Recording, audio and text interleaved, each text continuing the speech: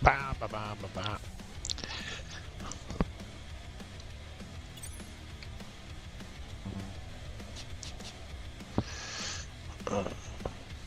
Get my health.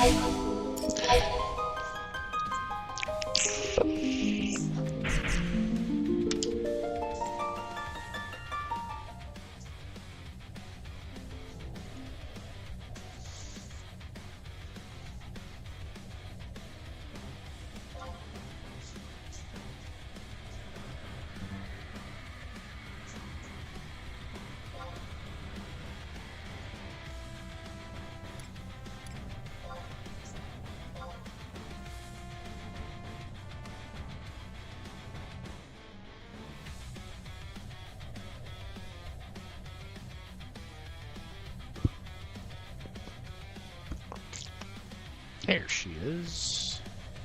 Happy day.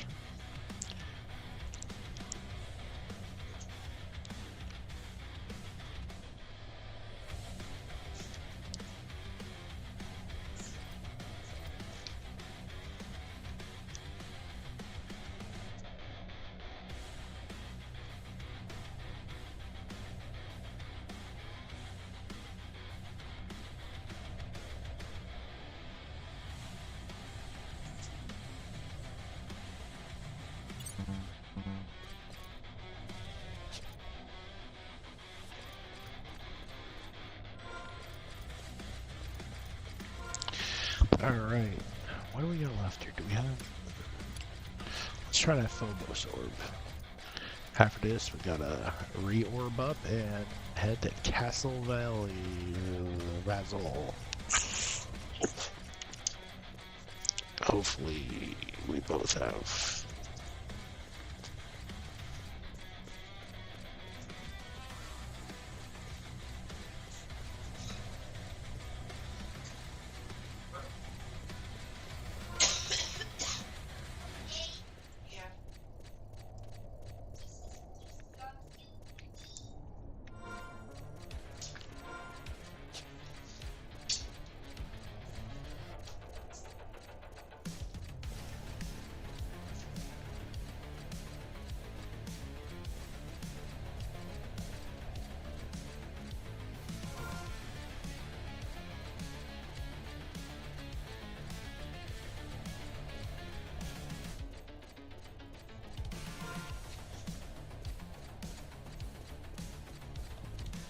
I always forget the route down here.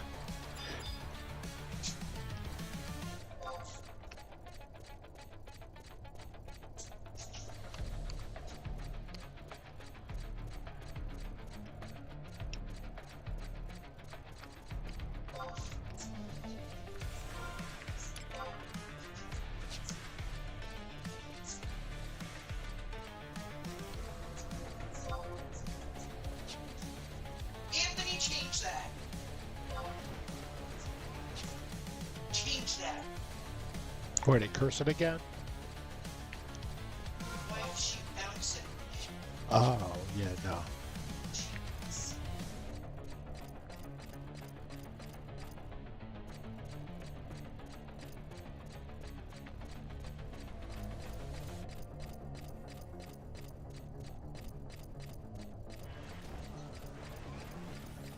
That's not nice.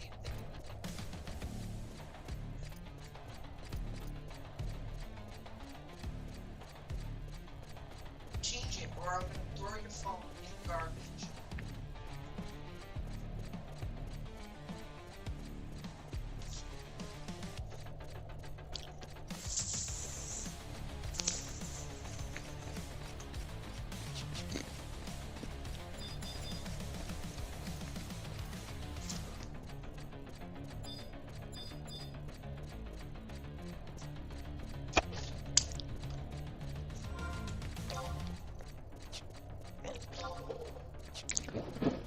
The hell?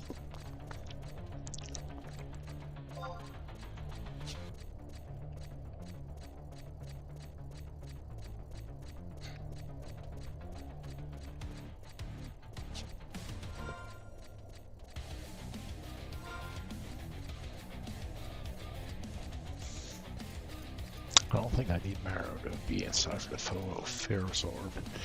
She has a warp ring anyway.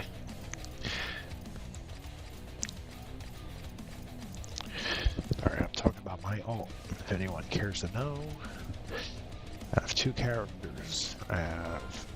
Oh.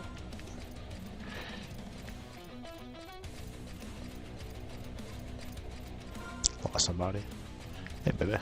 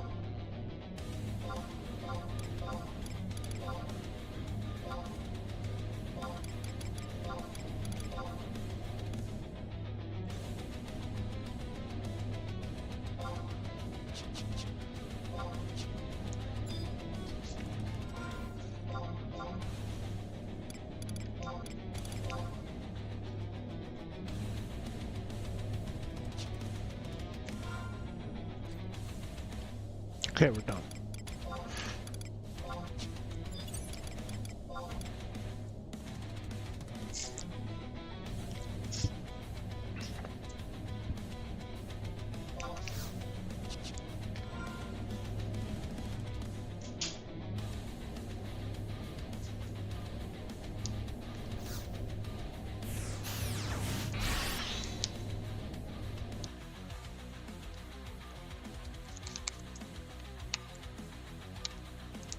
Oh, oopsies.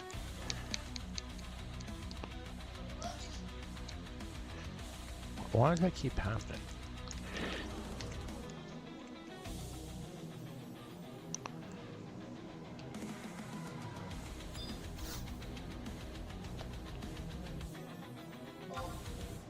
I hate these custom keyboards. Like it keeps going out of Windows mode, so when you press F1, it's a different key. It's starting to piss me off.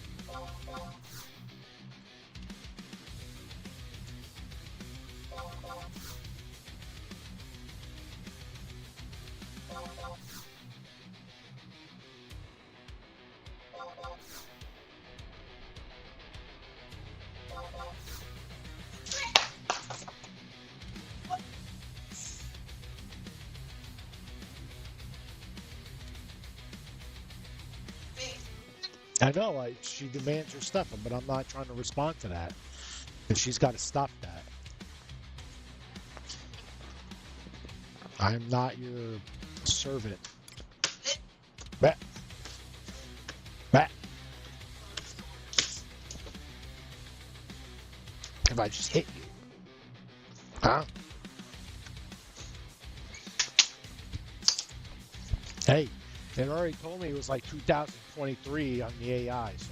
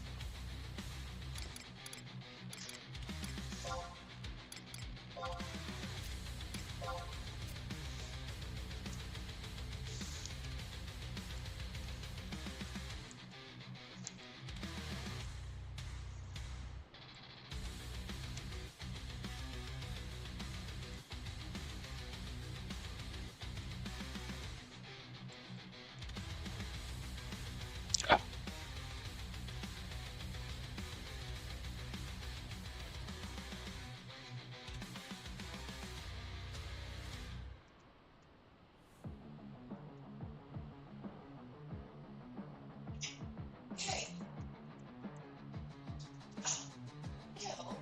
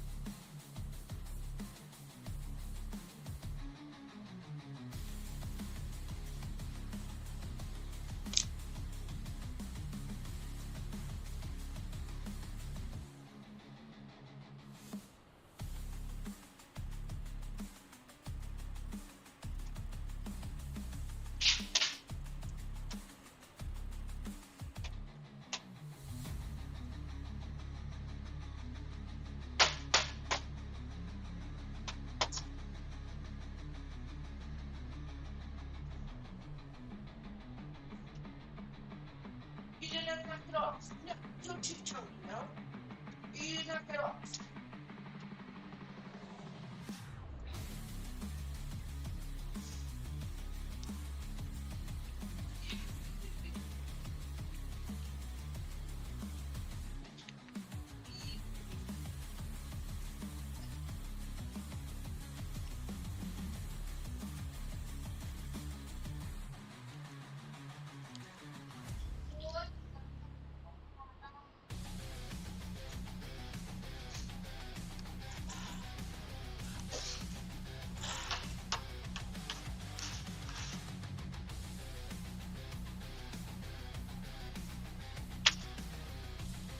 Yeah, Bill. She hear that? What'd she do? She farted.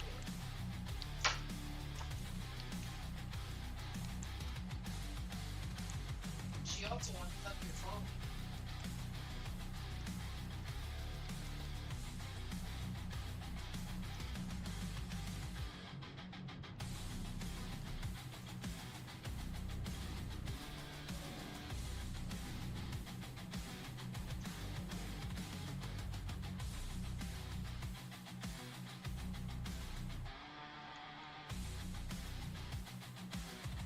Hey.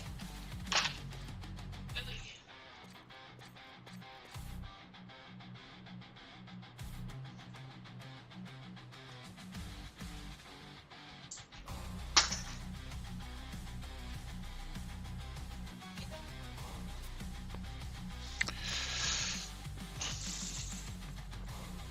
Drop the thing. Yeah.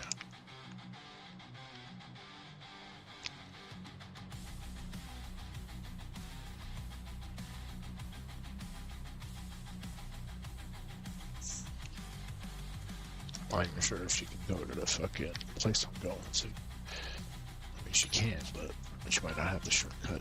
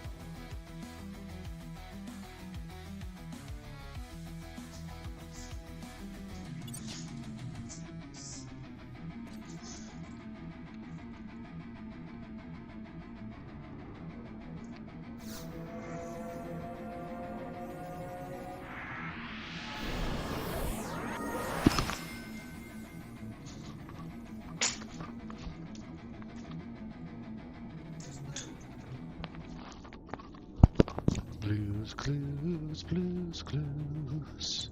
Gotta find another paw print. That's the first clue. Do do do do do do do do do do do.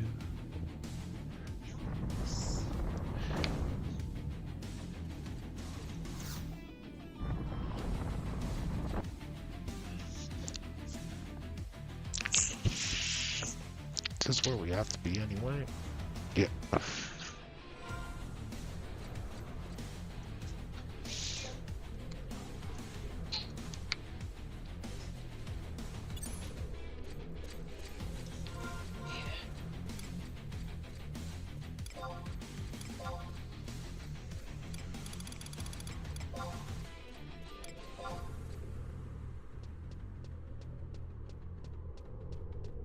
Anthony.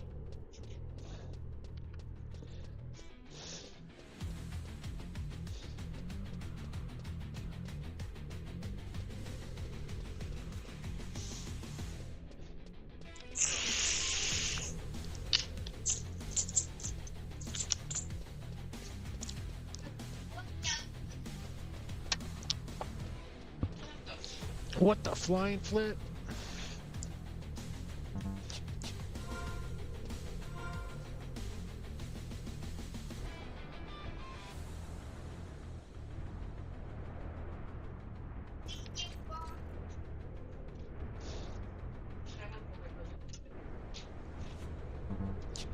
Shit.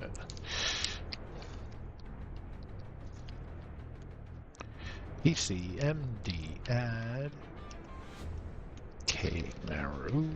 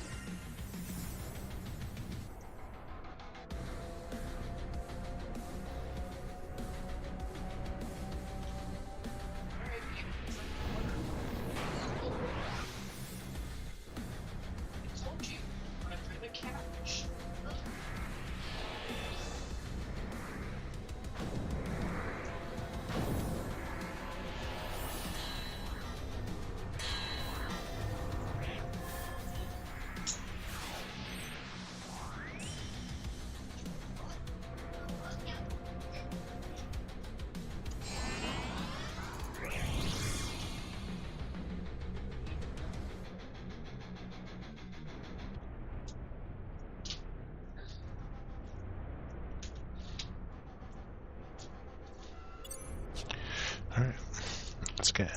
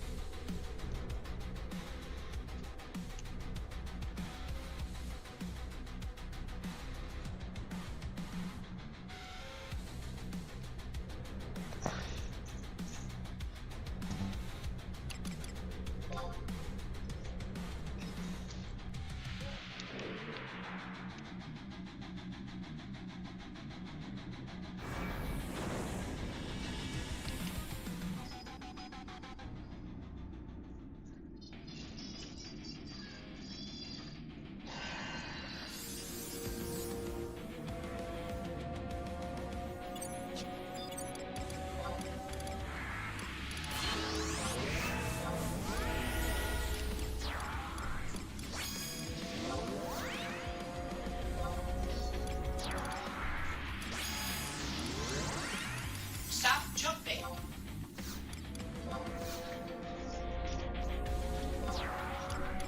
Sit down and take your phone.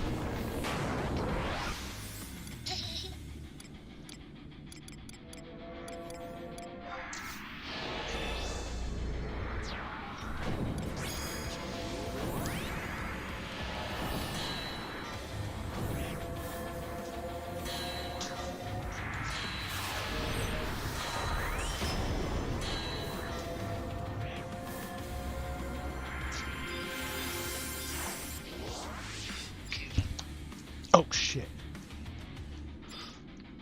Because you caught that.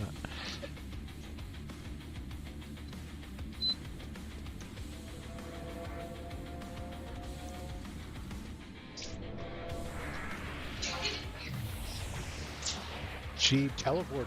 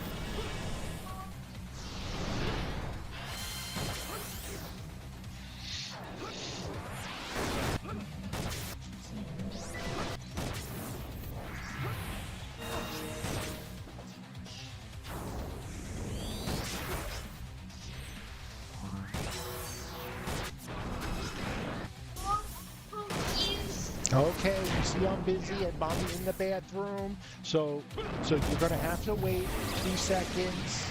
Go sit down on the couch and watch your phone. You're not gonna listen, babe. I don't need that. You're talking to him all the time.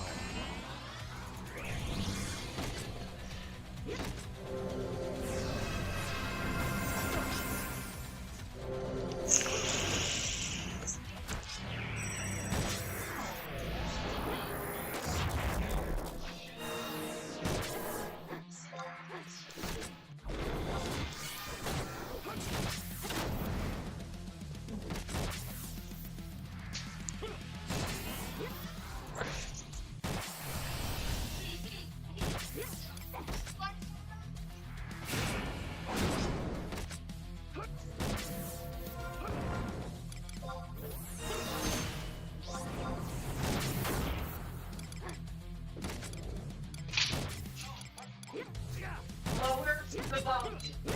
For no opportunities. Do that. This is the one I got.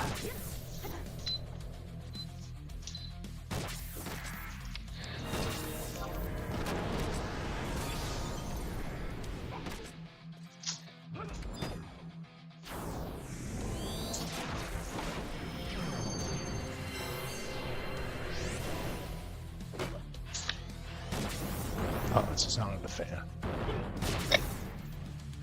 All right, boys, chill out. I know.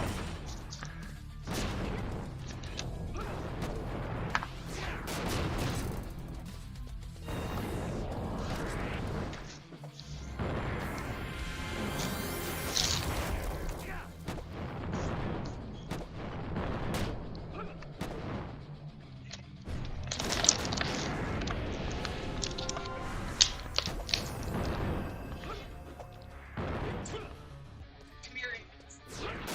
And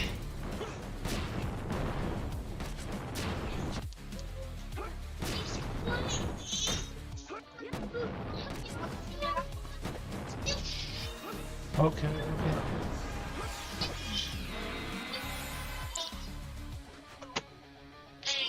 that's the one that I grabbed. Either you get that or you get that. You want that? You're gonna fall over. That's pretty good.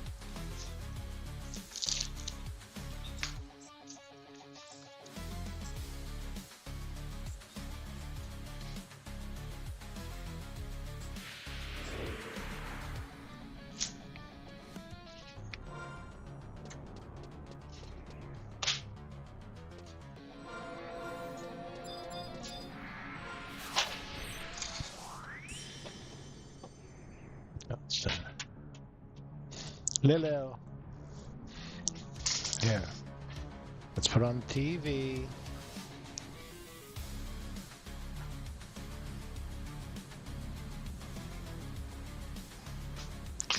There's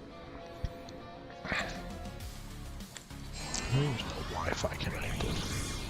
No. You're a destructive little girl, aren't you?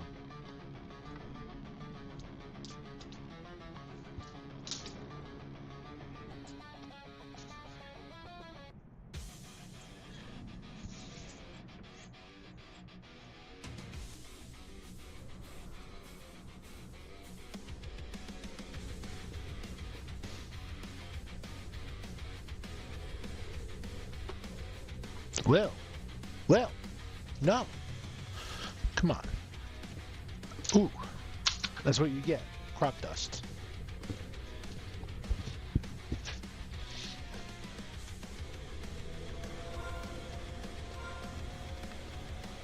Oh, that was a nasty crop dust.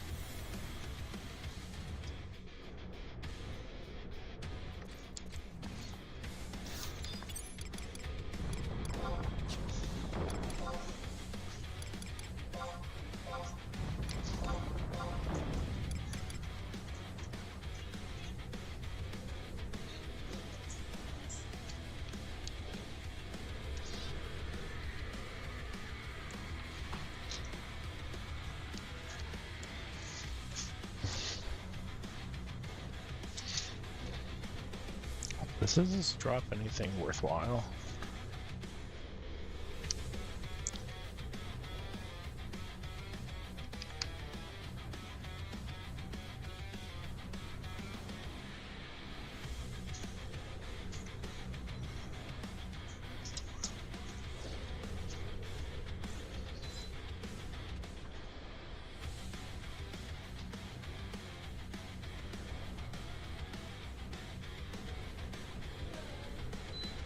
Oh, I have that. I've done this like a shit ton of times. I just can't remember. Oh, she booked it like she did.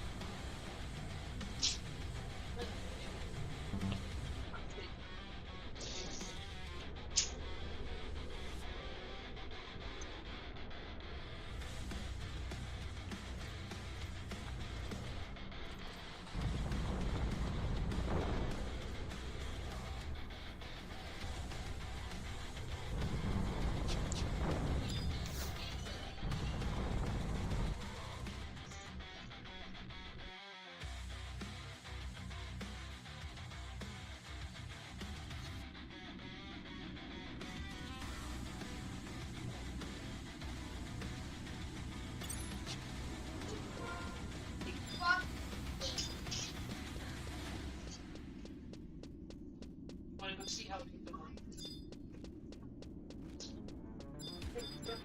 We'll go see in a minute, Aunt.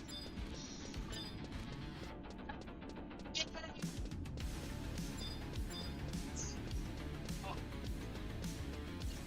Okie dokie. Bye.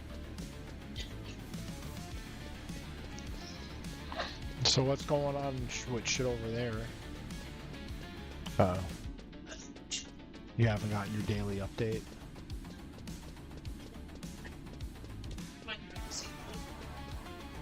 Right, no, it was just easier to...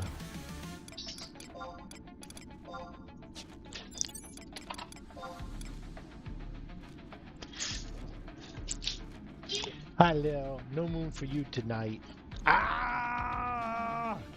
Oh, that skin. How'd you even grab skin off the top of my leg like that? How? How is that possible?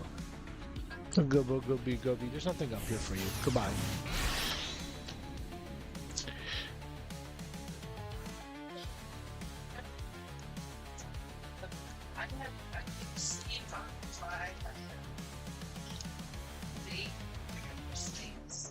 Sleeps.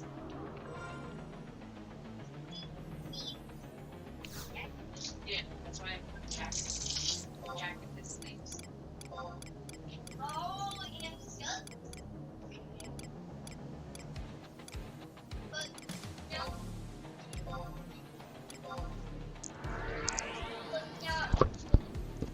Chop.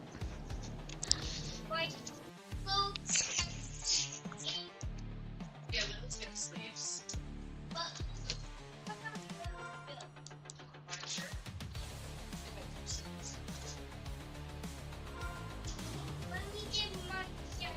It's right there. Go. Hurry up.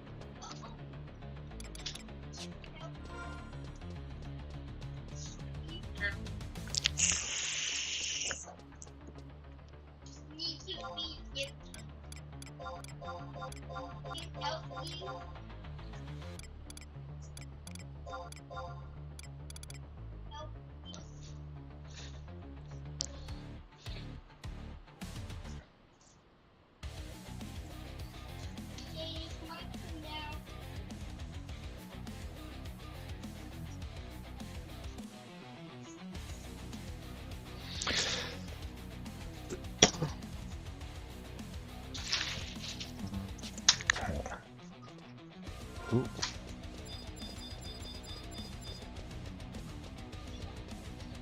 Nope. I'm only on BC.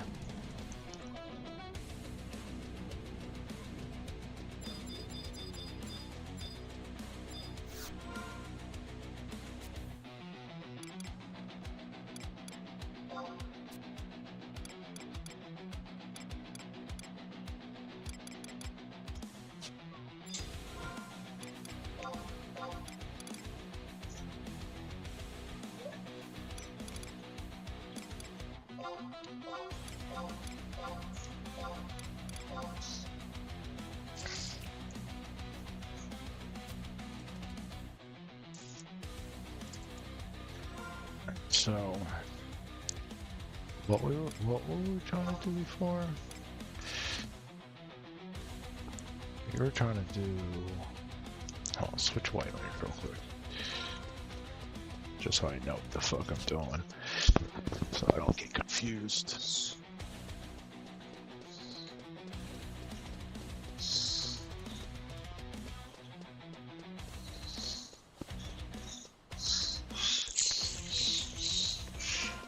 Well.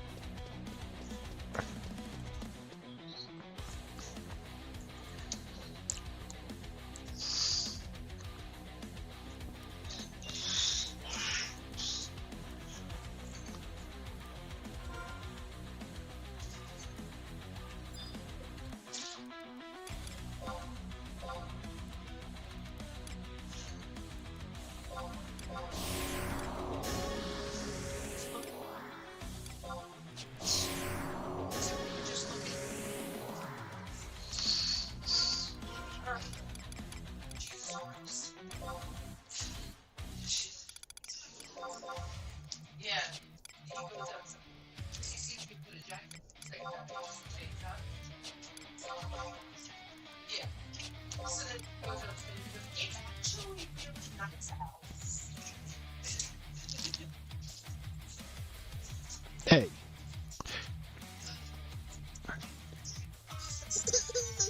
No, Leo. Who, Nick? Oh, fuck her.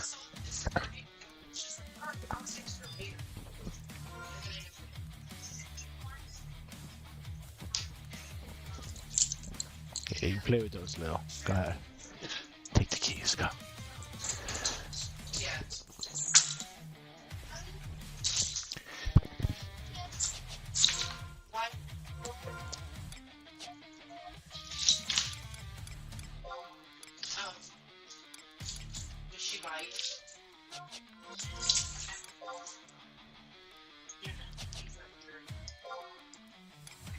Seven.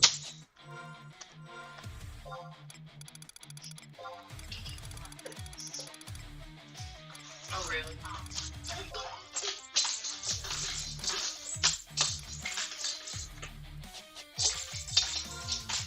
Oh, it was the healers, not the.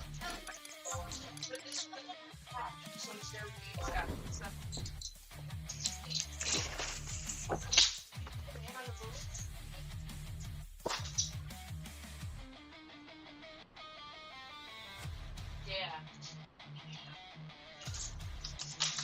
Oh. You saw the Luther in the daytime? Oh.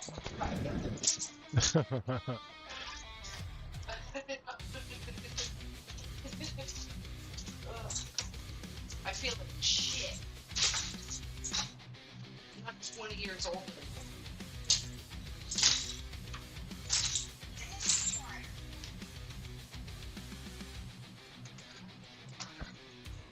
Well, she's trying to reach behind her to get the keys.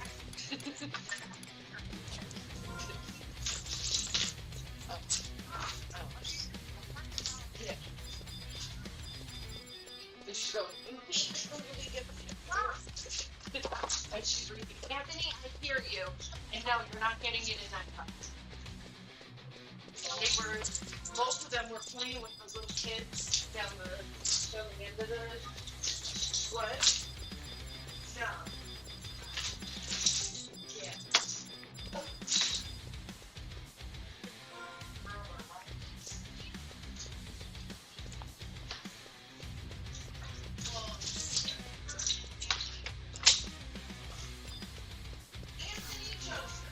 The boy in him.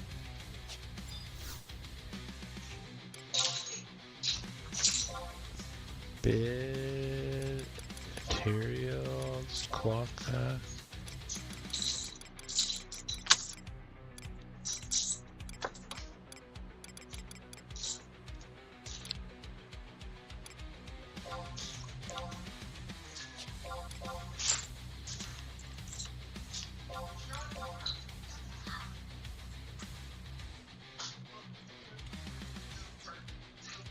Imperial silk cloth and Marlboro fiber. I have that.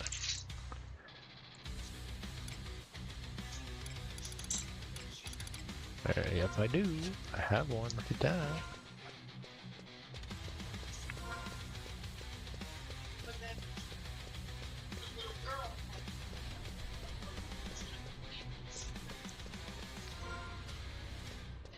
little girl was like, no, you can't have it. It's mine.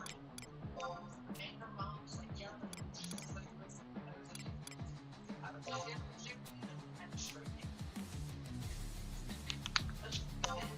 I was like, mine's gonna keep on going. Yours is gonna get lost.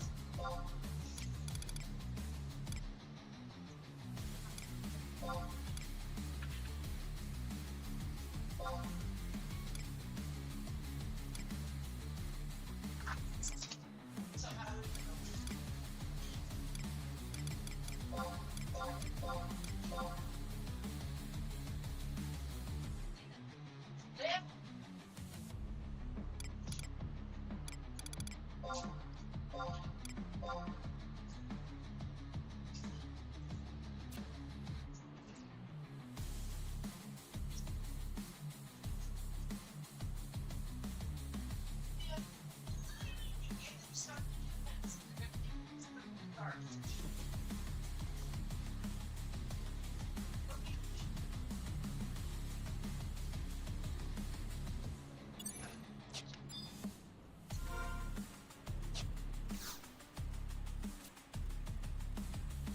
Good night.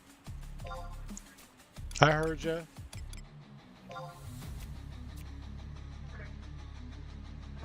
Fuck you. I heard you.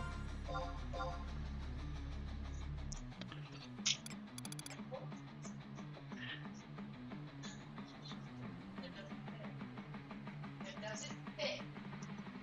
Keepers. Oh, marble fiber.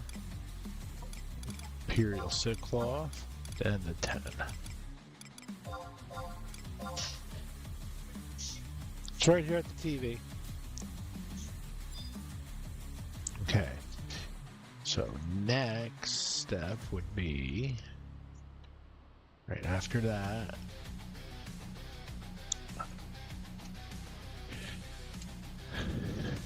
I need Ren's Tale Chapter 7 times 8. I guess I don't have any of those.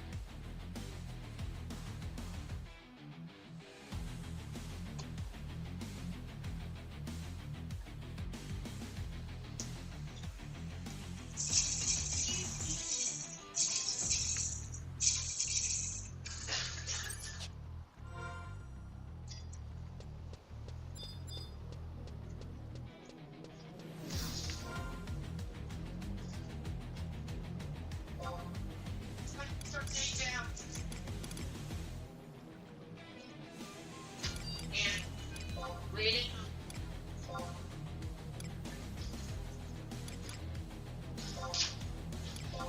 I think we're having another bacon today. I just stopped for a moment. Oh yeah. Hmm.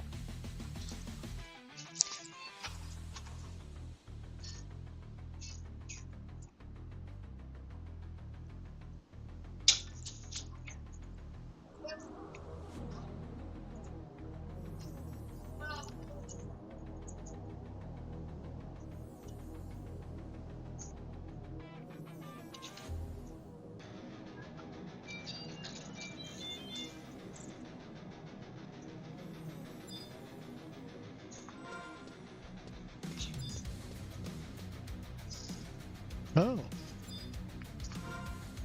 Is there still food there? Still food there? The only chicken walked away. Oh really? Hmm.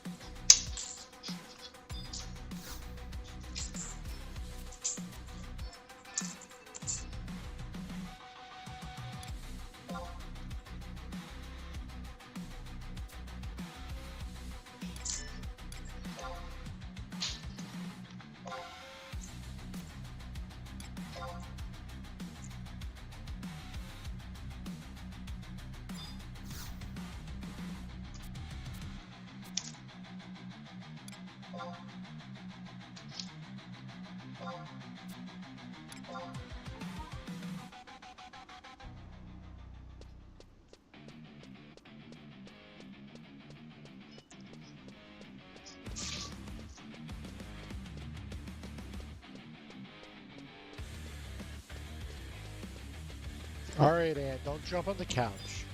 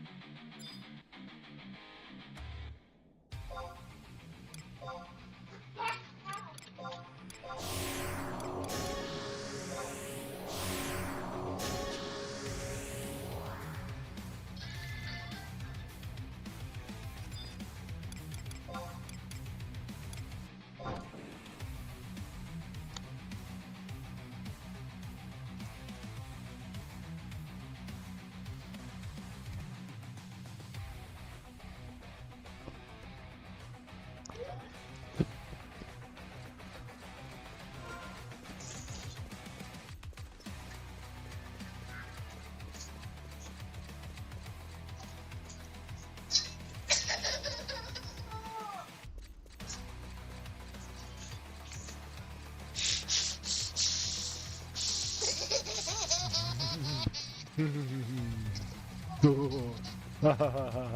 so funny. You're so funny. Put that attitude face away. You don't give Daddy that attitude face. You're so funny. You're so funny. You're so about to, I'll cut your nose off.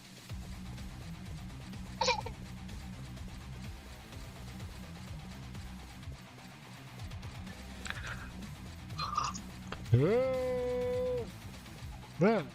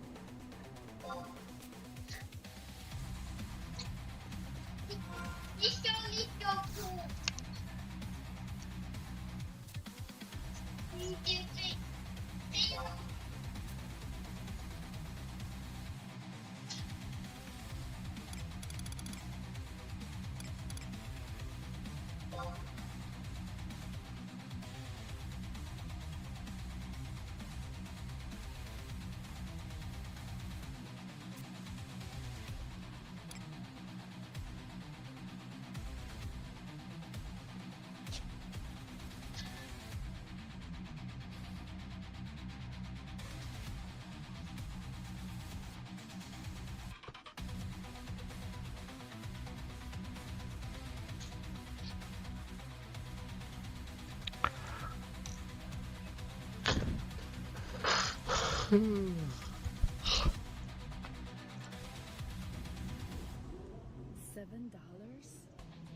for 10 slices of cheese? I need to get the fuck out of the US. $75 for 3 steaks. Do you think that's ridiculous? Last week I was here, it was $70 for 3 steaks. Now it's 75. Because I'm looking for some ground beef for my lasagna and also for my spaghetti. I paid the ground beef. Why is it $30? $5.99 for a regular size bag of potatoes. Are you freaking kidding me? I told my nephew go pick out your favorite juice, but 99 nah, nigga, we got water at the crib. Nigga. Let's go.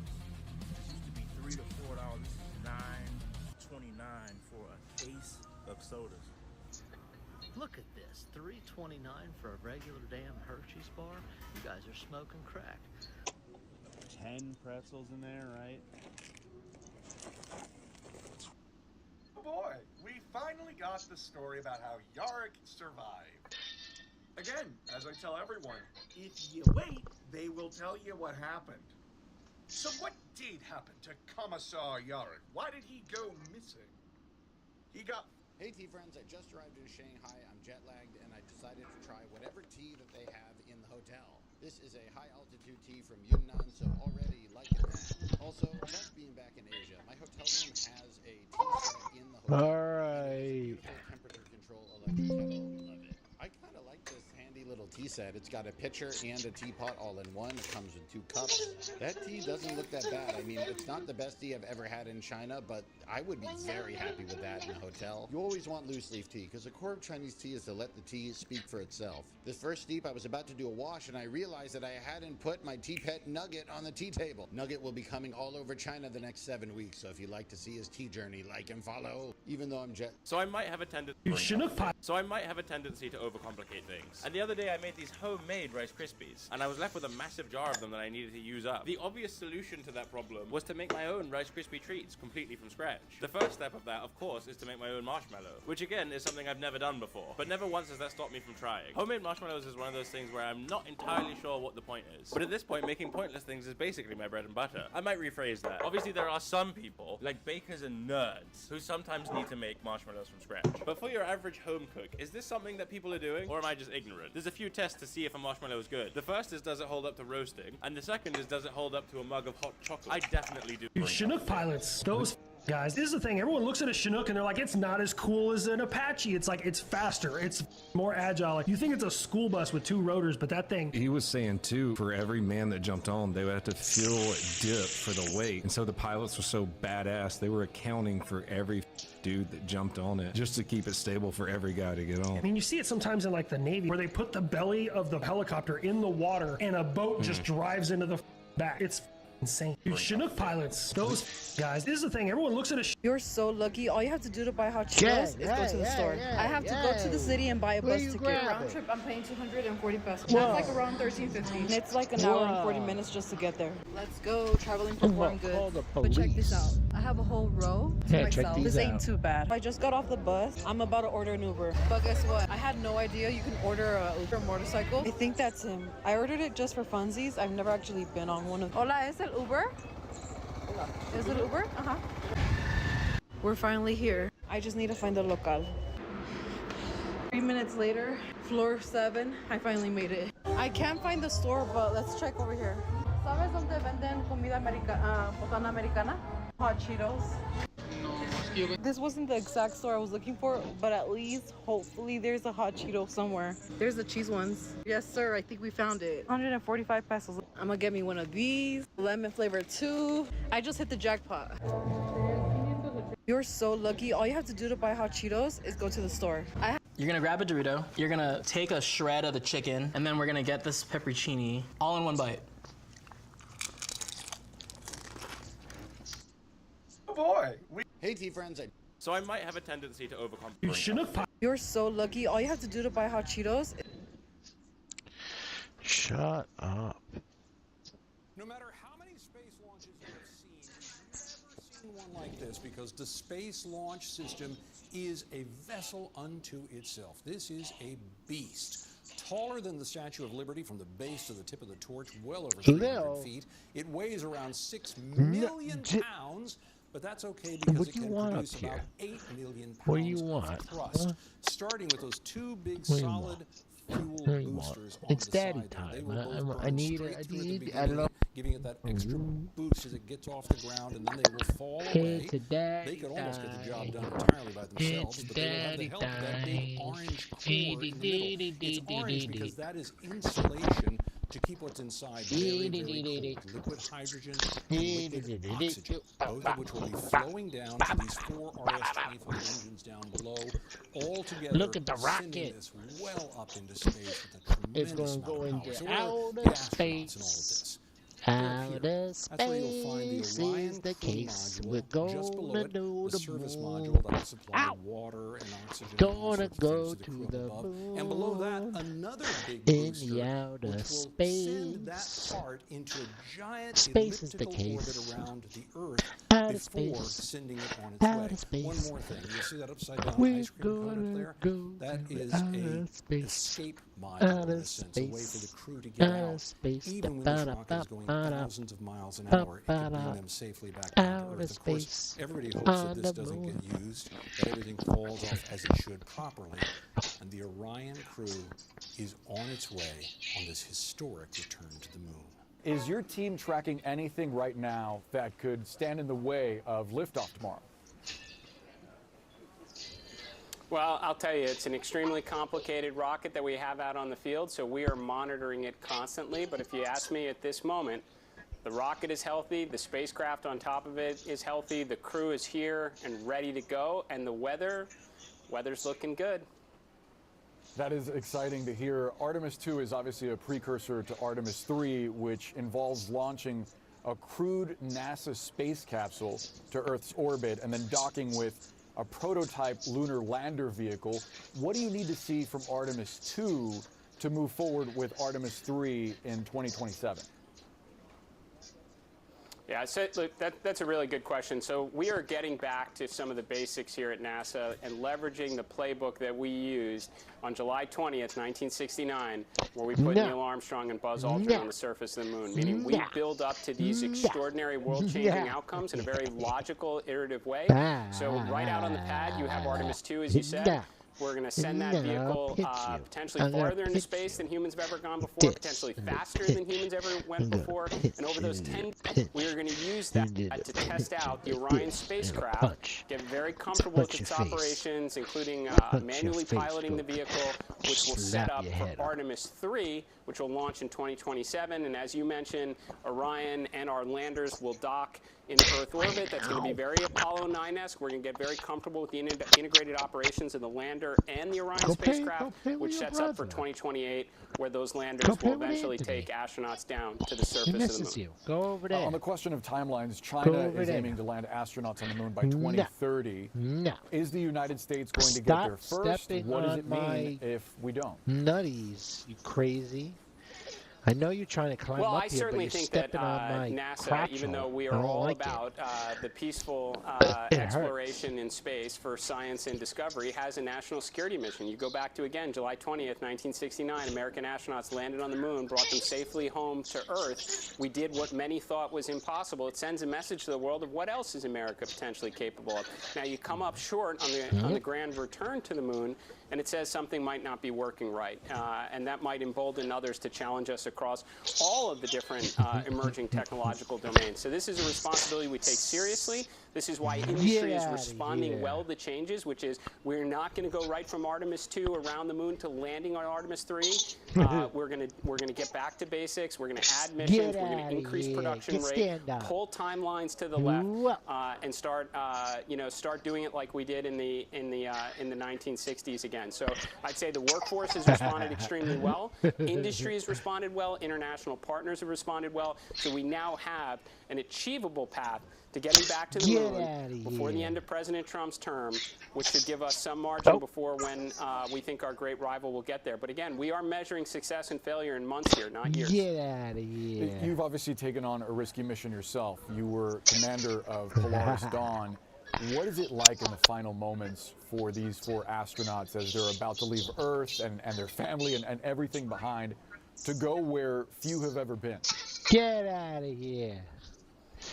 Well, I'll tell you, there is no comparison at all. I mean, I felt very fortunate to be on the Polaris Dawn mission, but what the Artemis 2 astronauts are taking on right now is a different ballgame altogether. I mean, 1.8 million pounds of thrust versus 8.8 million pounds of thrust. When you're in Earth orbit, you're hours away from being in the water. When you commit to the translunar injection, when we send that spacecraft out deep into space and around the moon, you are days away from coming home if something goes wrong. These astronauts understand that. They spent years preparing for it, and they're doing it because they know what's coming next. This is not a one-and-done mission. Artemis is a program that will eventually see astronauts undertaking frequent missions to the lunar surface so we can stay, so we can build the lunar base, realize the scientific and economic potential there, use it as a technological proving ground for what comes thereafter, which is someday sending American astronauts to Mars.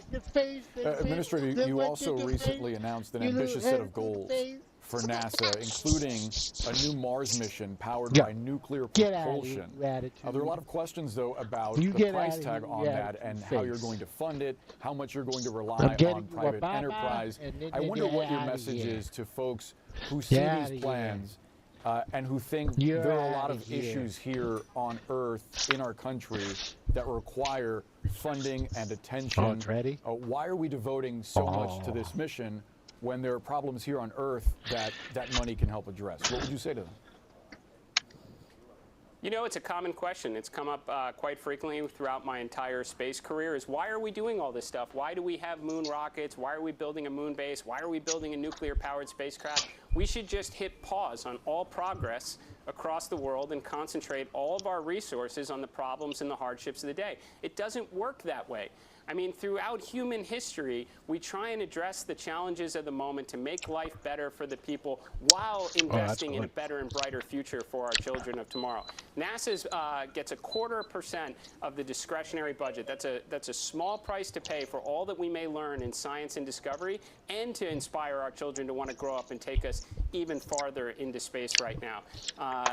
People, you said, is there questions about the affordability of what we announced at Ignition? Everything we covered at Ignition, from the acceleration of the Artemis program, which is America's return to the moon, to building the moon base on the surface of the moon, to launching nuclear power and propulsion, is all covered under President Trump's One Big Beautiful Bill. It was a significant investment in human space exploration. You know, when we didn't have a competitor for a very long time, we were able to do lots of little things. That's different now. We have a geo...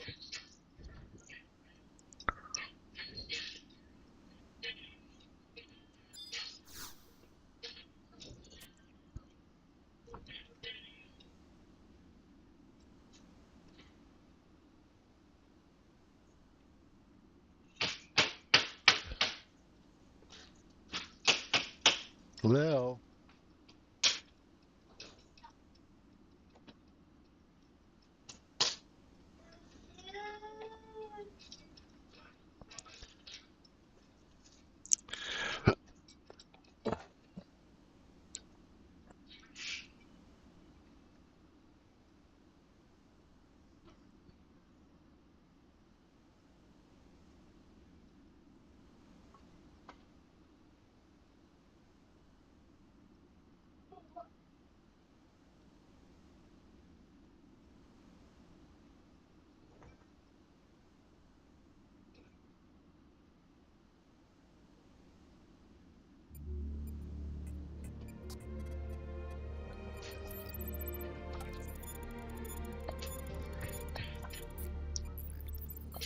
Welcome to Next Game's Mythic Weapon Series, Lo-Joam Sanctum Yeah. Part 1.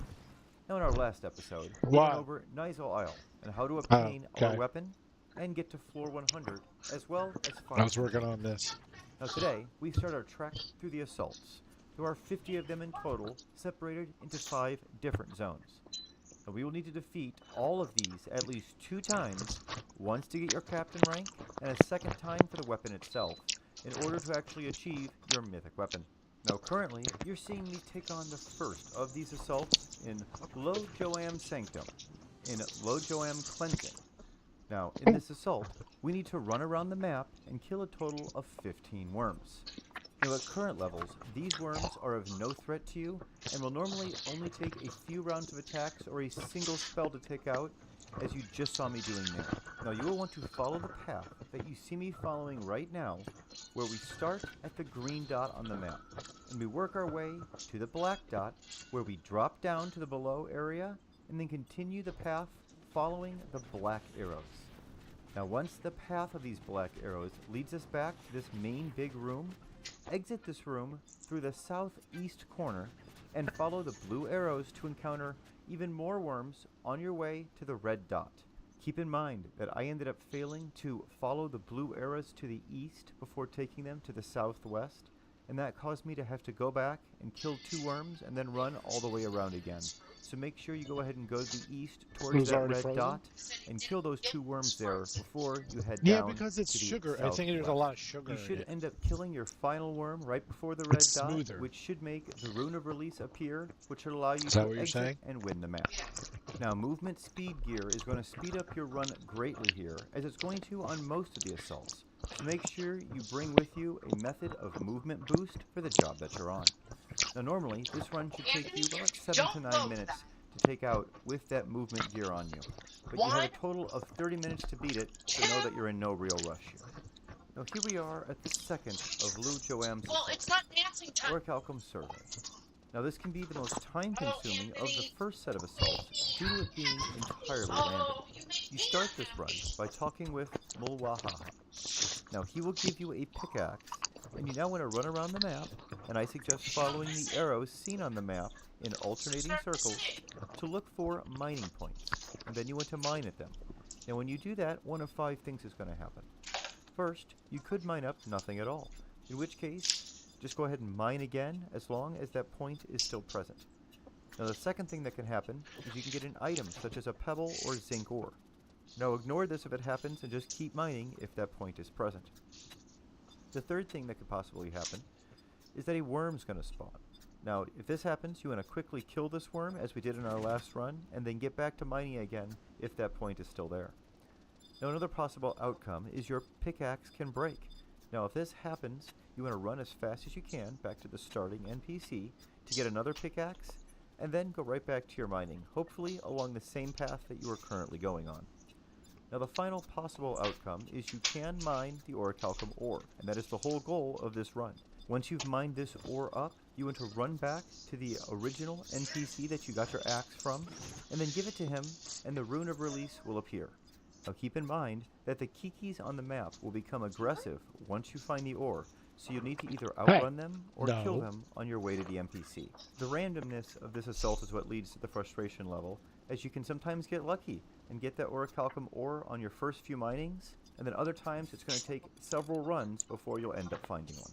Now for our third run at the staging point, we now take on Escort Professor Shinoa. Now in this case, we need to escort an NPC through the map as he investigates things. Now he will not stop at any time on his investigation for enemies or you, so I find what is best to do on this one is to get ahead of him on the path, and then try to stay as far ahead of him as you can while still seeing where he's heading, and killing any enemies that he may encounter. Now in the event that there is a fork in the road, I try to look ahead on both paths and take out any nearby enemies, so that I have the time to see which path he chooses, and then pass him before he encounters any more enemies. Now this run can take a bit of time, and it took me just over 10 minutes, as he's going to stop and pause and stare at things a number of times. Now other than that, this one is pretty easy. Now if you're having issues with keeping him alive, you can always bring a healing job and try and cure him, but I don't really think that should be necessary for most people these days. I'm going to go ahead and let the rest of this run play out. We'll talk again in a few seconds at the start of the next run.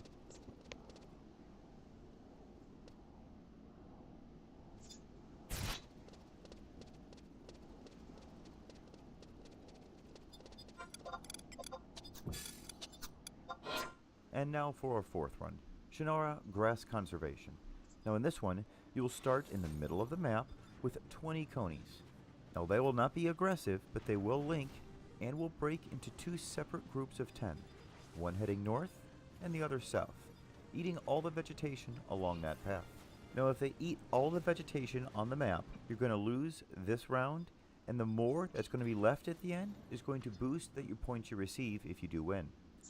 Now, just like with the worms in the previous runs, these conies go down very fast, so I suggest immediately starting to kill them once you appear in the zone, regardless of the risk of linking them all, and take them out as quickly as you can. In fact, linking them can actually save you a bit of time, but be warned that sometimes some of the ones that you've aggroed will end up running off, and both linking others and then making it difficult for you to catch up to. Now, after you take out all of the conies within your field of view, follow one of the paths north or south to finish off one group, and then head in the other direction to finish off the last group. Now this assault is faster than others, and I was able to take it out in just over 5 minutes. This brings us to the final run of this first assault video, counting sheep. Now this is similar to our second assault run, in that the time it takes will strongly depend on some luck, as once again you will be doing mining, and in this one even harvesting. Now the goal of this assault is to rescue as many sheep as possible, but to win, all you really need to do is rescue one. Now the first thing you want to do is speak with the Kiki Mine Baron and the Green Grocer, who will give you a pickaxe and sickle temporary key items respectively. You then need to run around the map looking for mining points and harvest points to use so that you can get ores and food. Now the main focus should be mining points, as that is what's going to give you the currency needed, but you also want to try and get the different harvest points done, as you may need some food as well later in the run. Now when you mine, you're going to get either a copper ore, which can be exchanged for a bronze piece, a silver ore that can be exchanged for a silver piece, or a gold ore that can be exchanged for a gold piece. Now you're looking to get 1 gold, 4 silver, and 20 bronze pieces, so shoot for getting that many of each ore. Now once you have enough, head back to the Mine Baron and give him all of the ore to get the currency needed to win the run. You can then run to the Kiki Shepherd and trade him the currency, and once you do, he will follow you to one of the ice walls and start destroying it with bombs. Now sometimes, he's going to stop destroying the wall and ask for food, and that is why it was important to get some of that food earlier, so it's easy to actually have it available to you now when he asks for it. Now once the wall is blown up, get behind it and click on the sheep that is hiding inside to make the rune of release appear. Now the final key That's how you many can see times on I'm this going to map hit your is butt. the Kiki dealer who will actually gamble with you. 630 and if you end times, up ready? randoming a higher number than him, 1, he'll end up giving you a single 2, gold piece. However, 3, I actually find that this is highly 4, skewed in the dealer's favor, so I would 5, just ignore him and use the 6, actual mining and harvesting to 7, get past this run as 8, you normally do. 9, 10. Now that gold Okay, ore Mom, is you going to want be the to do most 10? difficult thing to find. Sometimes it can take several runs to find one, and sometimes you'll find it on You your sweaty. first mining. So just like the Why you second just assault sweaty? run, it's going to be kind of random in how long this one takes you, but hopefully you'll get past it quickly. That's going to be it for the first 5 assault runs. I hope you found that helpful. Nice We'll see you next time when we cover the second 5 of this zone.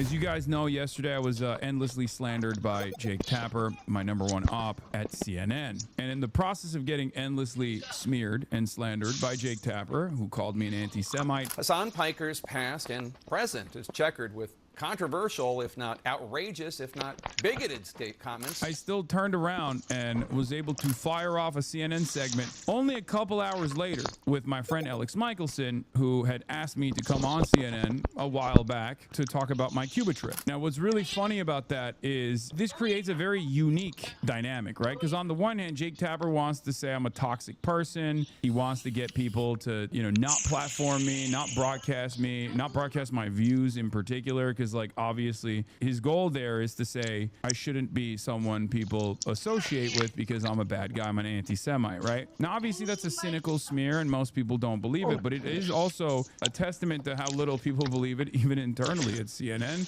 in some ways. Like imagine being the boomer who is watching the Jake Tapper segment in the middle of the day only to then turn around and watch me a couple hours later to be like, wait a minute, wasn't this guy the dangerous radical anti-Semite? Now he's over here talking about how he went to Cuba to deliver humanitarian aid. It is a pretty funny duality here. American TV news anchor's wrathful campaign of elder abuse continues. Our vulnerable seniors deserve information dignity. But yeah, it is funny. Hassan the Hunt is back from a humanitarian mission to Cuba amidst an oil blockade and power outages. Go show some love to Alex, by the way. He's staking his neck out. So I noticed that CNBC, CNN, MS Now love having Greenblatt on. Will they have someone from CARE to talk about Slotkin? No, of course not. Of course not. But yeah, Adam Johnson first says, I simply cannot handle another bogus anti-Semitism scandal. All smoke and no fire. From Corbyn to campus protesters to Mamdani, they all follow the same sleazy script pushed out by Israel lobbyists, hatchet men like Greenblatt, who, it's worth noting, regularly texts with Tapper. Last July, I broke down the script with respect to Mamdani. The one targeting Piker is similar. Here's the basic playbook for anyone interested. TLDR, it's manufacturing smoke, fanning the smoke, and then hoping no one notices the total lack of actual fire. And let us not forget that the totally fake anti-Semitism scandal Jake Tapper and Dana Bash ginned up targeting Rashida Tlaib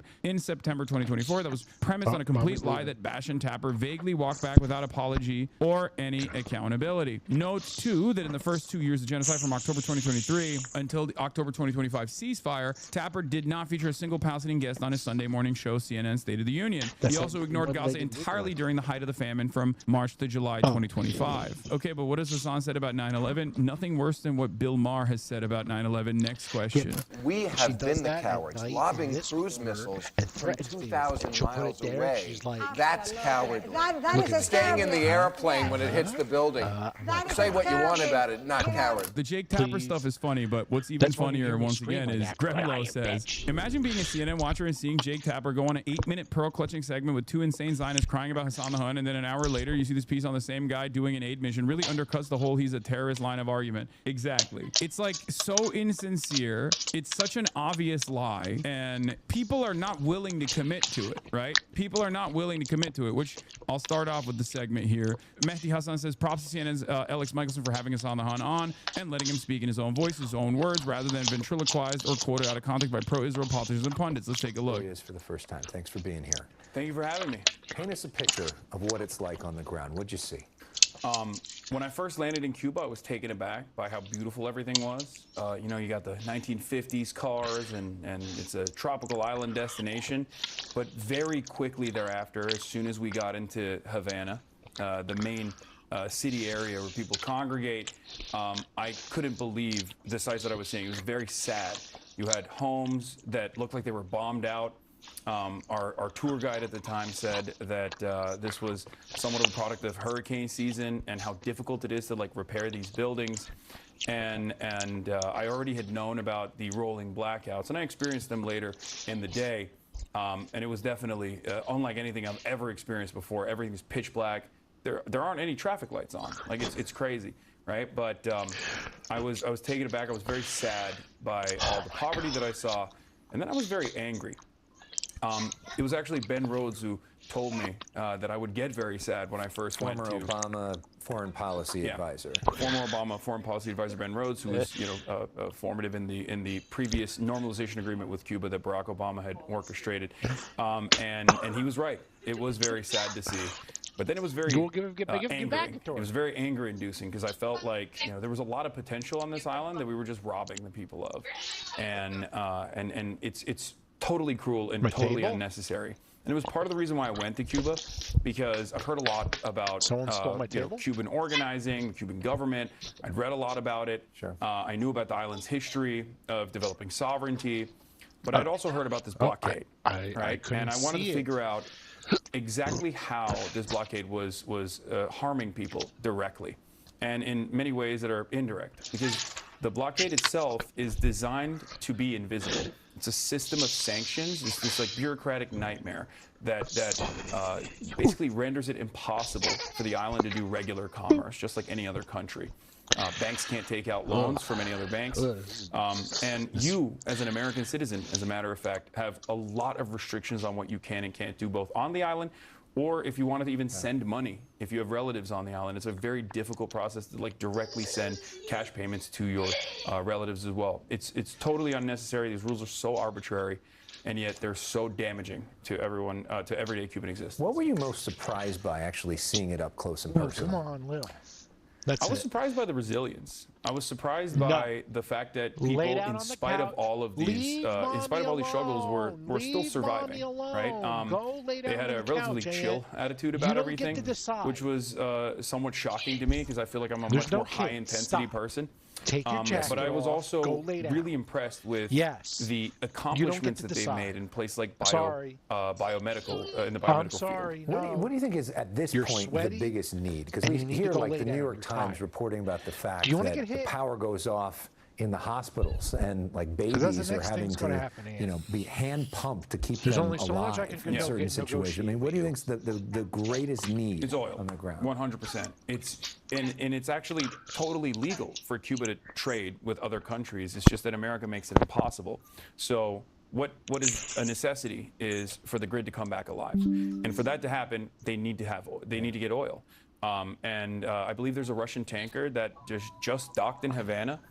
As of this morning, if I'm not mistaken, with 730,000 barrels of oil, which will provide much-needed respite and will allow the Cuban energy grid to survive. They'll still ration it heavily, but you know, this way, medicine can be transported on the island. I want to give you a chance to respond to two criticisms of this trip that have gotten widely reported. The New York Times sort of called you out for the fact that you all stayed in a nice hotel that was very luxurious compared to a lot of what the people on the island are dealing with every day. What's your response to this, you know, the allegations of hypocrisy there? Yeah, I thought it was very interesting as well. So we went on a humanitarian aid mission with you know, foreign dignitaries, delegates, advocates, activists, journalists, and the like. It was around 200, 300, 400 people. I'm not exactly sure on the number.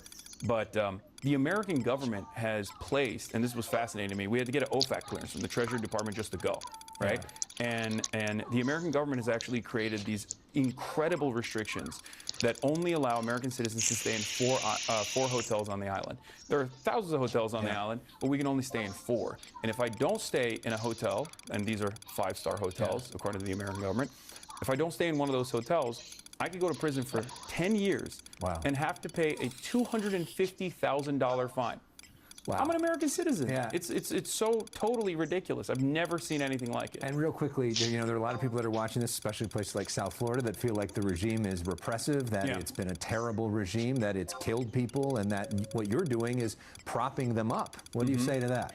I just don't want babies to die. I don't want people to suffer. I think that the difference in opinion as far as like how Cuba governs itself is up to the Cuban population. I just want, as an American citizen, to stop putting our hand on the scale in this incredibly violent way. Because the results are unbelievably violent. Collective punishment is a war crime after all, and there is no other way to look at what we've done, especially as Trump has like basically said the quiet part out loud and restricted all oil from going into the island. It's impossible to ignore. Yes, it is. And according to what he's saying, it sounds like this story is not going away anytime soon. Hassan Piker, thank you for sharing your views. Great to see you. Thank you for having me. What kind of counter can you have for that, right? Like people will turn around and be like, bro, you're doing propaganda, you're doing regime propaganda. It's like, no, I'm just telling you exactly what's going on the island. I'm telling you who is primarily responsible for it. And if you don't appreciate that, it's because you are unwilling to recognize the damage that this government is causing to Cuba because you have some kind of ideological blind spot. Are there issues with mismanagement of the economy? Absolutely. Okay. But it is not up to us to just like directly cause death and destruction on this island for no reason other than the fact that we want the people to be so angry that they rise up violently against the government until we stop their starvation. Like, why do we get to decide that? Every country has issues, but it's up to the people to deal with those issues in a way that does not take away their dignity, does not take away their sovereignty. It's unbelievable. It's so totally crazy that like there's a propaganda opportunity for people because of like how unnecessarily cruel and how silly some of these restrictions are, that when you describe to them like who's forcing you to stay at a hotel like this, people don't believe you. They're like, nah, that's crazy. It's like, well, what do you want me to say? What do you want me to do? It's just the truth, right? I know it sounds unbelievably stupid, but that's just the case. The real question is, now that you know what the truth is, how does that make you feel? What will you do next? Will you fight back against this? Will you try to alleviate some of the stress that the Cuban energy grid is experiencing? Will you try to save Cuban lives? Or will you just sit around and continue defending the blockade?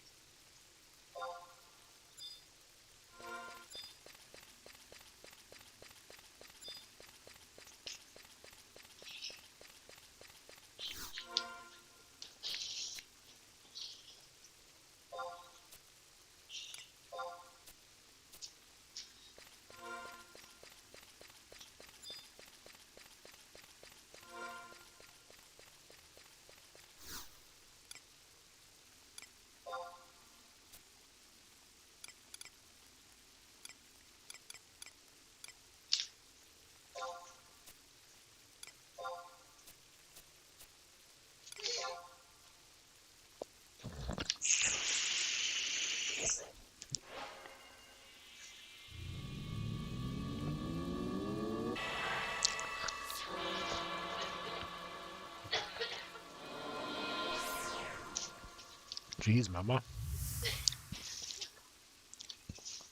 Put the pipe down, mama.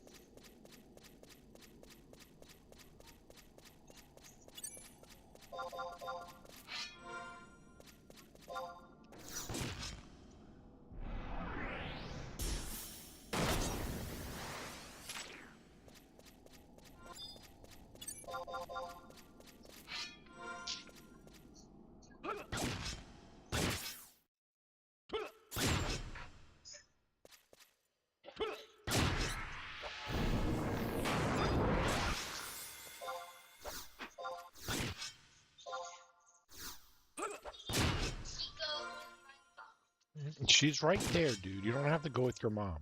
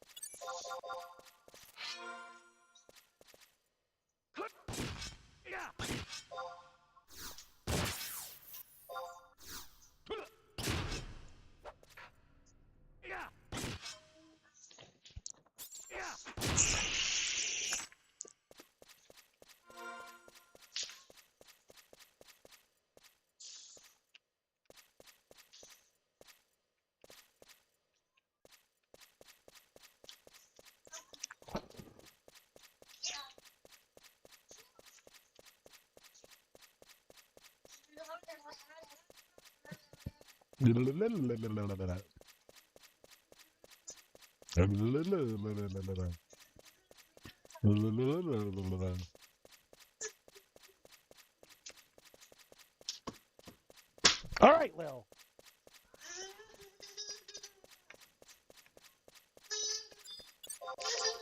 All right, go watch the TV, Lil.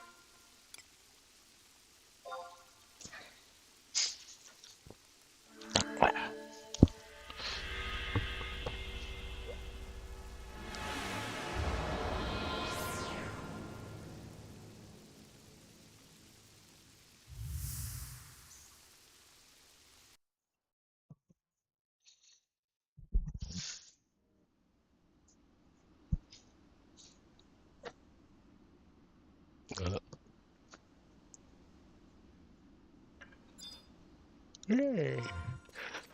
Hey, yo. Oh my god.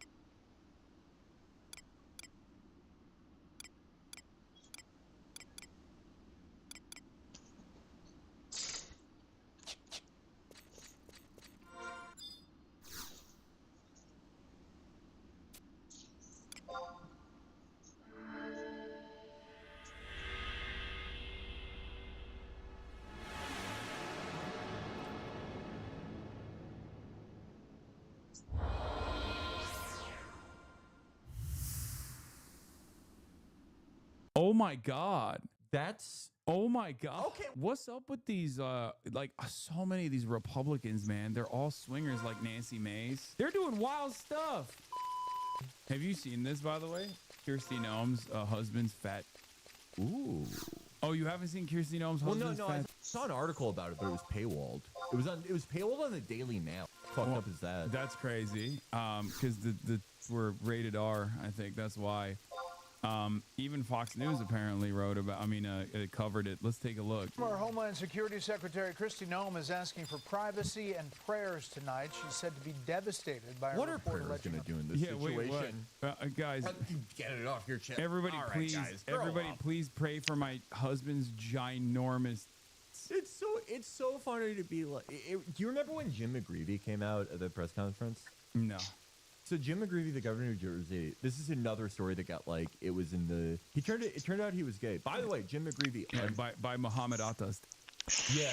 Well, Muhammad Atta, that's how he got on the plane. He was like, "Hi, I'm a big sexy lady. I need these box cutters to open my boxes of Aren't I frogs." voluptuous? Yeah. He was like Tobias on Arrested Development. Yeah. But Jim McGreevey. By the way, there was a lesser known scandal of an Israeli spy being in McGreevey's office, and McGreevey was allegedly having an affair with him. Anywho, it turned out he was gay, and one of my most quoted press conferences ever was when, he admitted it, and he went, "Ladies and gentlemen, I'm a gay American." And I'm just, I'm always saying that. But one of the things that always made me laugh about the McGreevey thing, not him being gay, but like the fact that like after it happened, they did an interview on Dateline with him and his wife, and the wife was like, "Yeah, we're going into counseling," and it's like, what's there to counsel? What's the he's gay? I just wait. Is there any prayer you can do where you're like, can you take my husband's desire to be a big swaggering 6'5" bimbo out of him? Yeah. I don't know. I'm asking the Christians in chat. So, an undocumented immigrant may have been the one to leak the damning information about Kirsty Noem's husband.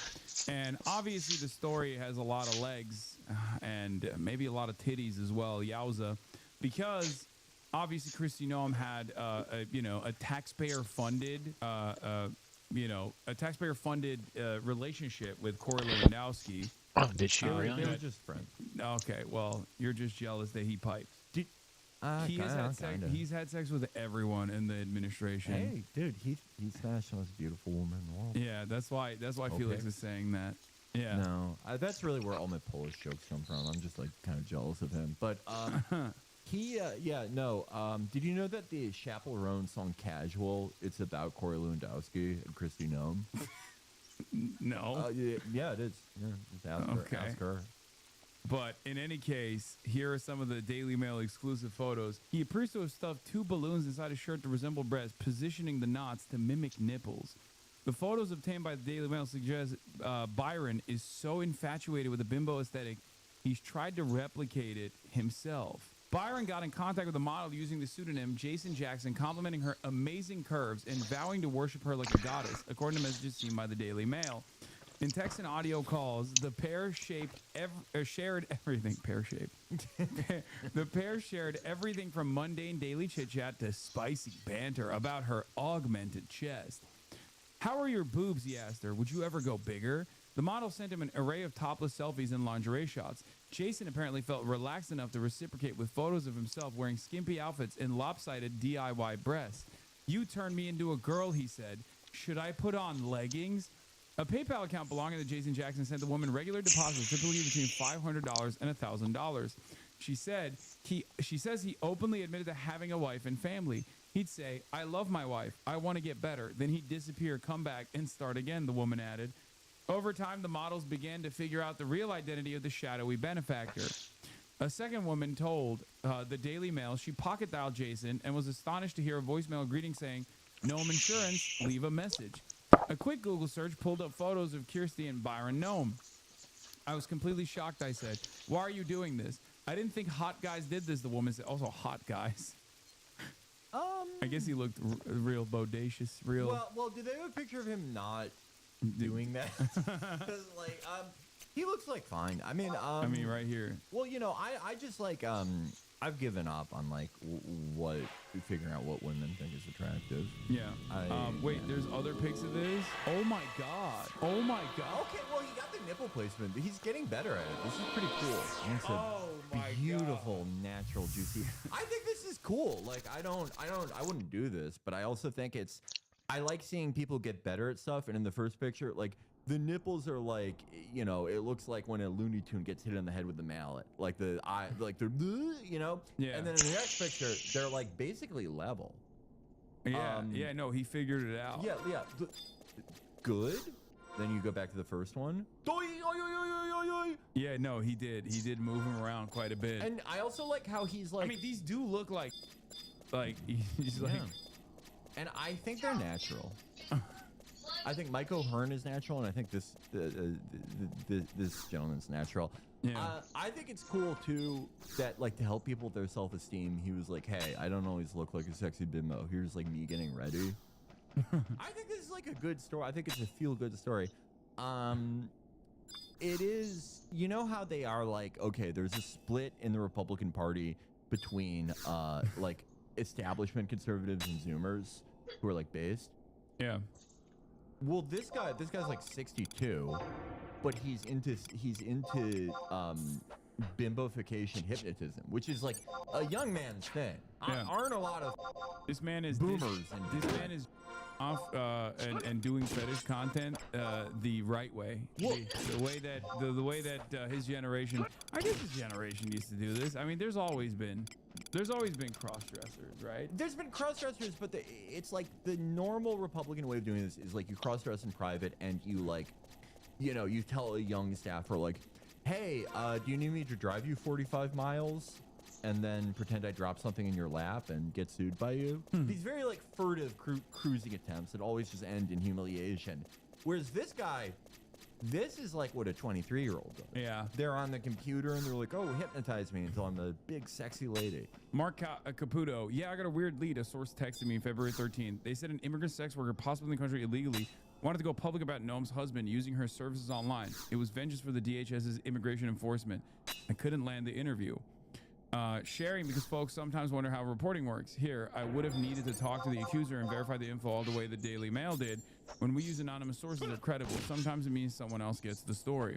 For what it's worth, I understand yet another media outlet had been showing these pictures last year, but declined to run them. Why would they? Well, maybe they didn't think it was for a story. They were like, hey, it was some pretty hot stuff. Yeah, and they were, the they reporter who wanted to got hold him was like, thanks, off to this. Yeah, they were like, I don't want to share this with the rest of the world. This is my material. Yeah, they were like, hey, you've been working really hard on this reporting. You should take some you time.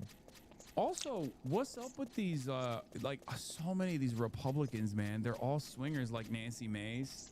Yeah. They all love to do this, and then they just, like, unnecessarily present this, like, rigid, old school understanding of, like, marriage and shit. Meanwhile, they're just doing, like, they're doing wild stuff. Do you think that they, like, also kind of want to get caught? I suspect there's probably an element of that too in there. I mean, but let's see how Fox News covers it. I've been in like bad relationships where it's like, it's not like this. You know, it's not like I'm the woman I'm with is in charge of DHS, and I don't need to be hypnotized to be a bimbo. If I wanted to do it, I would do it. You know? I don't need tricks. Oh my God, get it off your chest. That's the right. That's right. Yeah. Oh they're my having fun God. with it. They're having Yeah. fun. But I've been in bad relationships where you know, when you really blow it, like you kind of up, and you're like, oh, thank God, I'm gonna be broken up with. Thank God. And multiply that by like 40. I feel like they already like had 40 years. I know, but I feel like they had this is like a known situation because like probably it's clear that she's like Lewandowski. Sorry, I know that hurts your feelings. Well, no, I don't care about that. I care about him with Hope Hicks. Yeah, but also it's good that she's. Where is she? I don't know. Probably like working at the UN or something. Now I don't know. But anyway, so like they obviously have an arrangement, right? Like clearly, because she's poor Lewandowski, he's doing whatever the doing on the side. He's looking great. Let's see. Her husband has been what is being called a cross-dressing double life. Senior national correspondent Rich Edson has details tonight. Good evening, Rich. Good evening, Brett. Well, former Homeland Security Secretary Kristi Noem and now President Trump are responding to a report regarding Noem's husband's alleged I was just thinking online about him. activities. A spokesperson tells the Daily Mail that she's devastated and that, quote, the family was blindsided by this, and they asked for privacy and prayers at the time. Wait, what? In August 2025, Hicks was appointed Chief Operating Officer of Devil May Care Media, the media company founded by Megyn Kelly, where she's responsible for business development, operations, and expansion of the company's podcast and digital content network. Okay. Devil May Care Media? That's... Trump tells the outlet he knew nothing about it, adding, wow, I feel badly for the family. If that's the case, that's too bad. The Daily Mail... He's pretending like this isn't the Wow. Thing. He is, you know, he's laughing about this. Yeah. He's having himself a laugh. Keep in mind, the conservatives for decades said that no one could be gay in the government because they would be blackmailed. Now this is the husband of the head of the Department of Homeland Security. Yeah, I mean... Also, there is no such thing as blackmail anymore. Like Pete Hegseth is literally an alcoholic. Like those are the two things that you can't be. Well, there's three things, right? Gambling addict, alcoholic, and are like the three things that they're supposed to look for were security clearances because it opens up opportunities for blackmail. But Republicans figured out that if you're just shameless, then you can't be blackmailed. They're like, yeah, we're alcoholics and we have gambling debt. Who gives? Right? Yeah. What could you blackmail one of these guys with? Like secret woke posts that they made? No, I was thinking about this with like the whole did Donald Trump suck off Bill Clinton? I think that's the only thing. Yeah, something like really weird like that. Because like pedophilia is fine for a lot of these guys, especially if it's like you know, a girl and an old man, because they're also pedophiles. Like these are the types of people who are like really creepy around their daughter's friends. Right. So they can see themselves in the shoes of like, you know, the elite that they admire doing pedophilia, but they can't see themselves sucking Bill Clinton. So that was what I was thinking. Like the fact that it's you know, a hated Democrat, and also you're the one giving the job rather than receiving it. What if like Yeah, Zellmiller is, and you're Trump. And you're like, this is kind of bad. Like, you're using teeth. I'm not going to... I can just finish myself up in the bathroom. Yeah. He's like, my family has been presidents for generations. I challenge you to a duel. The Democrats, I mean, the Republicans have the same standards as the Turkish military. It's like, if you're bottoming... If you're topping a Democrat, it's not gay. It's powerful. If you're bottoming a Democrat, then it's unacceptable. Well, did you know that's like the clearance test for Q-level clearance? Yeah, that's how they figure it out. It's like top or bottom. Well, you have to do both. And if you like being treated, they're like, all right. And we can't they're like, it's like an umpire. They're like, you're out. Yeah. But if you're like, I don't like this, but it's for my job. It's for the country. Yeah, you're fine. Alleges it obtained hundreds of messages between Brian Noam and 3 women involved in a site where men cross-dress. The Mail posted several of these photos and writes Brian Noam allegedly sent women in the community $25,000 in virtual payments. The publication says Brian Noam did not deny the explicit conversations, but says he never put national security at risk while his wife was secretary, setting up a potential blackmail situation. Quote, yeah, I made no comments like that. That would lead to that. Brian Noam operates a crop insurance agency. He and Christy Noam married in 1992. They have 3 adult-age children. Earlier this month, President Trump ousted Secretary Noam from her role leading the Homeland Security Department after congressional hearings where she had difficulty answering whether she was having an affair with top aide Corey Lewandowski. With her husband seated behind her, she also faced questions. I could have done such a better job with them. A better job here as like a spin doctor. Oh, I thought you were saying like with the titties. No. In my mind, I'm still thinking like you're bimbifying. No, you're bimbifying Brian Noam. No, no disrespect there. I think I have a really bad frame for that. I have like, even if I had like a great. Okay. It's like you can tell this is from like 2014. Okay. This was awesome back then. Yeah. Do you understand how sick this looked in 2014? No, you don't, because you were a protein in your father's back then. Chat, you should see all the maroon denim I was wearing back then. Yeah. You'd have a laugh at me, but then you'd if there was such thing as a time machine, me and you would go back. You'd be wearing your whatever crap. You'd be wearing like an Ohago hoodie, whatever that stuff is. Oh, yeah, you'd be like, isn't this cool? And all the girls in spiritual gangster hoodies would go, you're disgusting. I'm going to write an article about you. And then they'd see my maroon denim and make a beeline for me. Kirstie Noam said her family's blindsided by revelations her husband is a cross-dresser and gay. That isn't true. She knew all about her husband, which is why she lives with Corey Lewandowski in the D.C. area. That's why her husband never divorced her. It was their arrangement. Literally everyone in the admin has known this forever. I'm shocked it didn't come out earlier. They can divorce and move on and live the lives without keeping secrets. I feel bad for Corey's wife. She's the widow of a firefighter who was killed on 9/11. Okay, Laura Loomer being weirdly woke. Also, they can divorce and move on and live their free lives. Like, you're Laura Loomer. What do you mean? Yeah, it's also why does she have smoke for? I don't know. Why does she not like Kirstie Noam? I don't know. Maybe she just thinks she made Trump look bad, or maybe she did not want another woman in Trump's orbit. She wanted to be the only free spirit, Laura. She does seem like one of those women that just like hates women. Yeah. Oh yeah. For sure. That's stressful being around that. Important context for the story. Women, you better like women. Okay, dude. Or I'm calling the principal. Laura, why don't you mind your own damn beeswax? Do you think this is like, she uses the same site? What, Laura Loomer does? Yeah, she's like, how do I look? just as is. And everyone's like, bad. Yeah. And everyone's like, really bad. You should stop that. Okay. What's wrong with this? Okay, I don't know why they're posted Using all my a steampunk pair of binoculars. He didn't make them. On Kirstie Noam's husband's big ass. They had some kind of an agreement, or there was some kind of an understanding. It was clearly not a secret to him. My favorite thing is Kirstie Noam. I love them so much. I love Dude, Kyle. they make me so happy. I see Kyle. Like, I love that he just never gave up on the blonde thing. He just one day he was like, I'm gonna go blonde, and he never stopped. I love them together. Like, I'm not joking. Like, no, like, same. It's hard to believe in love in this world. Yeah. I'll tell you that much. I love that he also wears the dangly earring still, like the hook earring still to this day. Dude, is this not the dream of the 90s? Yeah. This shit right here. I love it. When I found out they were together, I like cheered. There's just, dude, love does not last long in this world, and especially in this business. In this industry, especially. Dude, especially. You got two pure spirits right there. Like, Yeah. no, seriously, no joke. God bless them both. So shocked. And then she says, everybody needs to pray for us. Pray for you? How does that prayer go?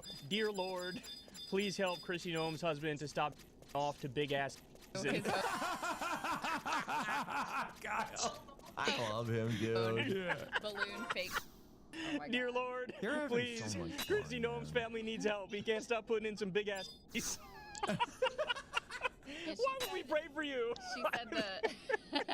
Dear Lord, like what? The God's looking through the prayers he gets. Like, okay, kid with cancer, war, family got murdered, and it's like big ass balloon titties. He's like, all right, I'm gonna help this one. Hot pants and balloon titties.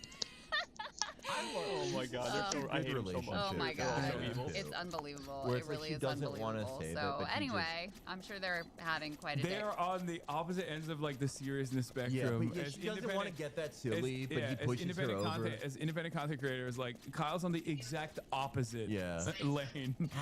Dude, they put me in such a good mood. I never want to go to a dinner party, but I would with them. I just like them so much, man. Yeah, they're the best. They make me so happy. When I saw them together, I felt like something out of Bridgerton. Yeah. That's how magical it was. But no, I guess her comment to the press was like, oh, the family was blindsided. Which I wonder, do you think that she really had no idea? I mean, it's not exactly something like, if you're trying to hide something from somebody, it's not like everybody in the family knows, like the kids are like, there goes dad again. He's walking around the house with his big ass teeth.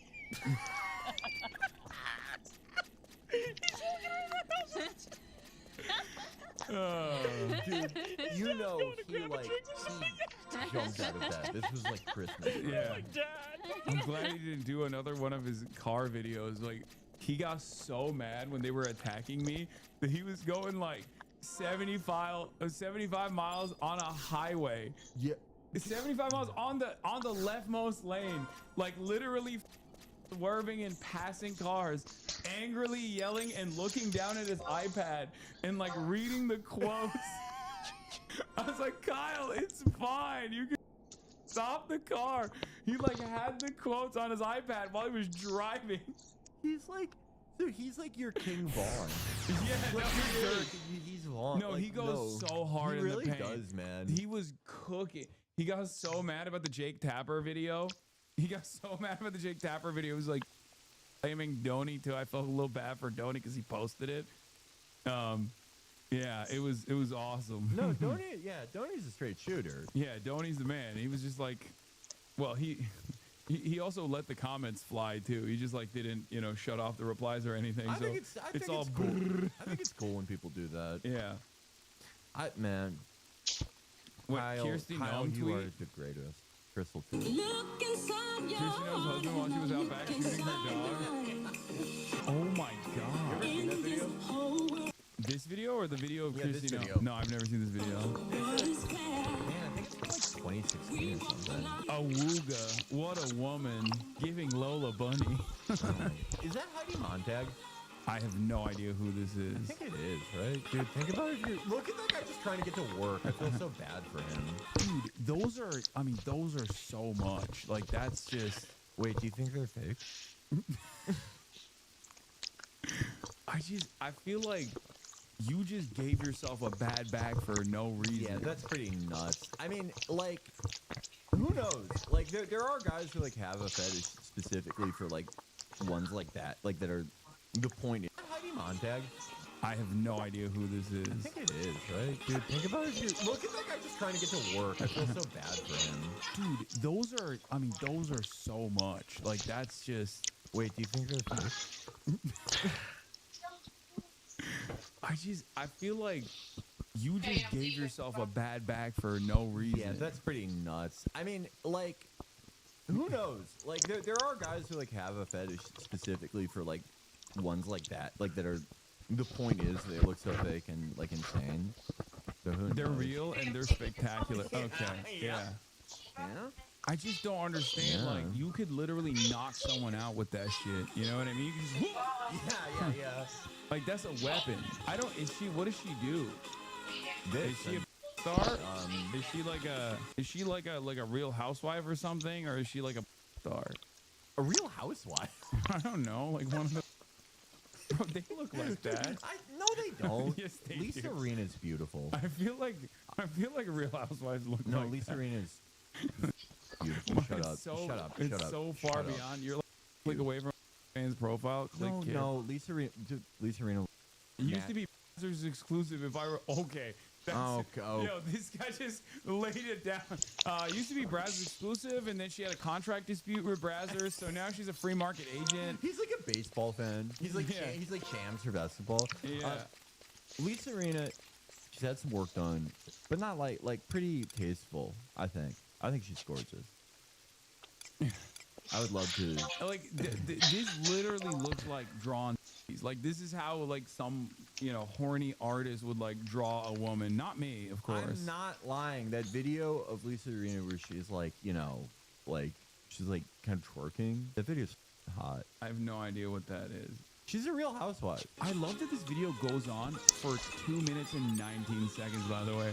Oh my god. Oh, well, okay. Maybe she got a little too much done there. Oh my I was god. talking- okay. Oh, okay, was I off base when I said the Real Housewives look like that? Man, when she didn't look like that in that video I saw. No, she didn't. She looked good. All right. Well, Yeah, she maybe looks- Dr. Christian Troy can that lip stuff up. Why did she do that? She was beautiful. What the hell, lady? Megan Kelly had a Do you wanna fetish play this- expert on. Oh my god, I love. Dude, did you ever see Megan Kelly after Charlie Kirk's assassination interview a pastor about the dangers of hexes? Megan, what are you doing, lady? No, this is awesome. I love that. I'm glad. She's just like.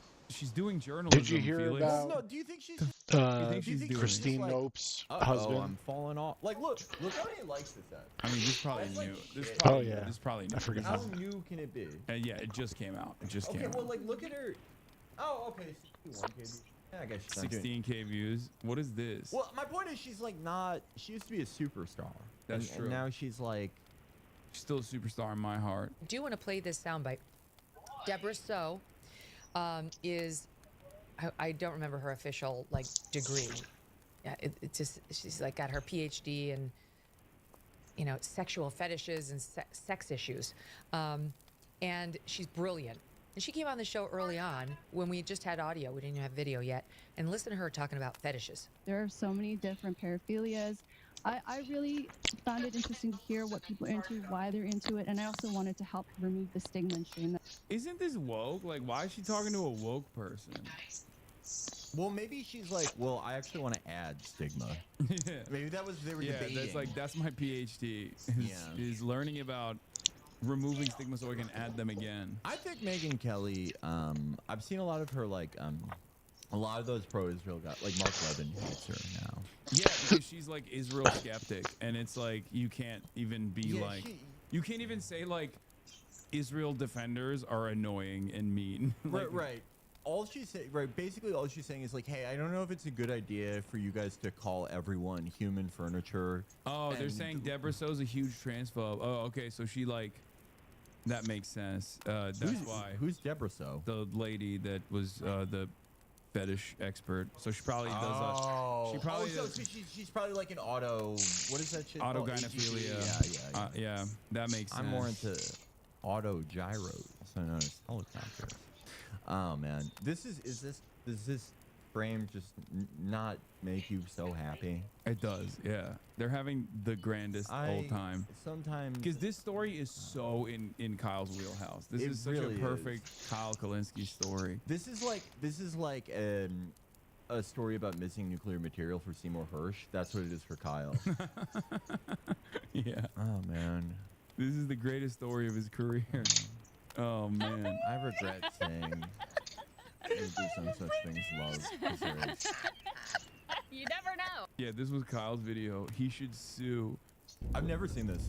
All right, y'all. The Diet MAGA Democrats are getting desperate. They're getting desperate. He's They're driving beginning to crash so out. fast. They're beginning to lash out. Yeah, he's. So as you know, leadership of the Democratic Party has been an abysmal failure. You have Chuck Schumer. You have Hakeem Jeffries. see if I Look can- how many bevs All he has. anti-Semitic. Oh yeah, Crushing them. yeah. I want to see like. There's a point where he like looks down to read a quote while he's driving so fast. Do you think he was just like driving in a circle, just like slamming Perrier? Yeah. Look. He's looking down. Was he like op hunting? Do you think he was looking for Jake Tapper? Yeah. Well, this wasn't even Jake Tapper. This was like a week prior when Wall Street Journal and Diet MAGA Dems viciously smeared me. Yeah. What a real ass lover, real ass friend.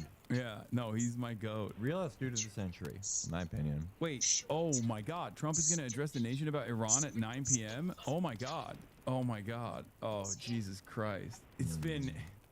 Dude, okay, we have to look through together the Harvard poll. Did you see the new Harvard? I keep wanting to say Harvard Siena, Harvard Harris poll. I drank like 78 ounces All right, of you're water gonna before. you're gonna rip a I'm piss. sorry. I thought I got it all out, but before, let me do that before. I'm sorry. Okay, and I went then to it was a gym day, so I like. yeah, no, I feel that.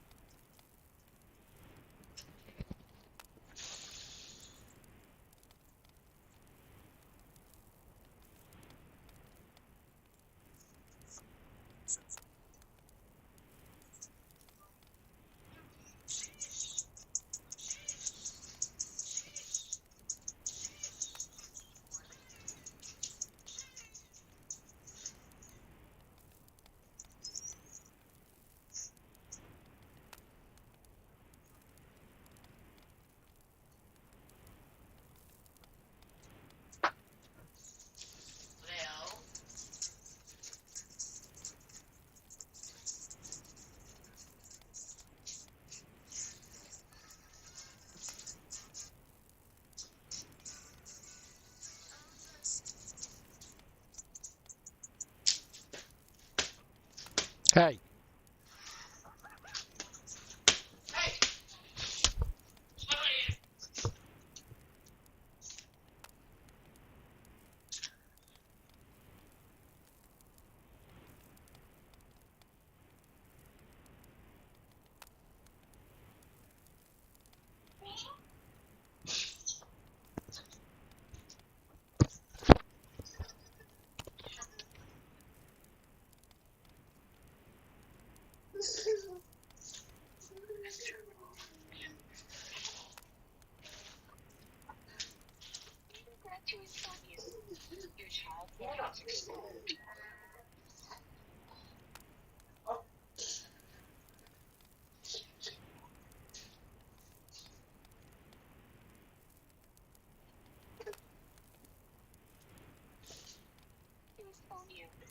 Your childhood has expired.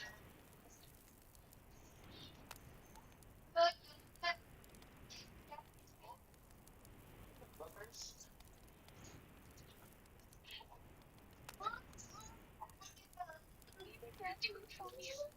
Your childhood has expired.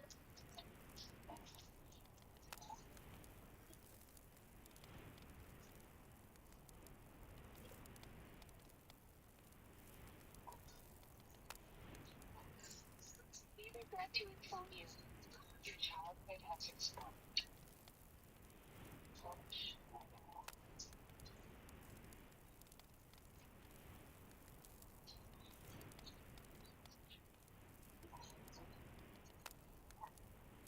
We regret to inform you. Your childhood has expired.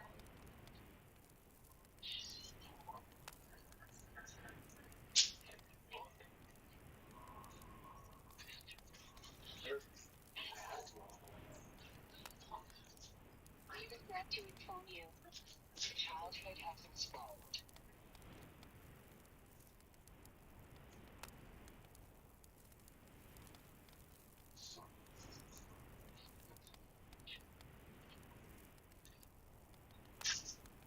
We regret to inform you, your childhood has expired.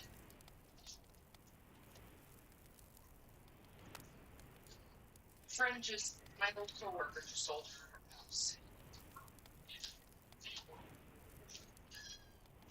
And she was moving away from her. She's out there, Ryan. Your childhood has expired.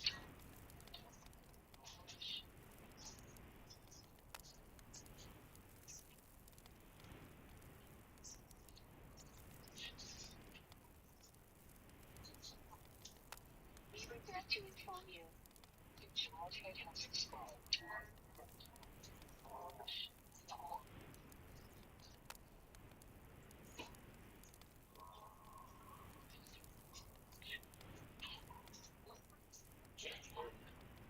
We regret to inform you, your childhood has expired.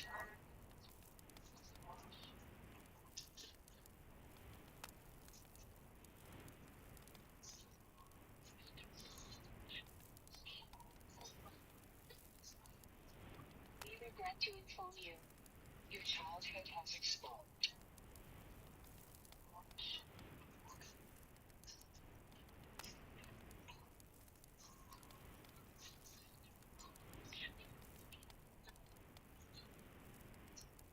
We regret to inform you, your childhood has expired.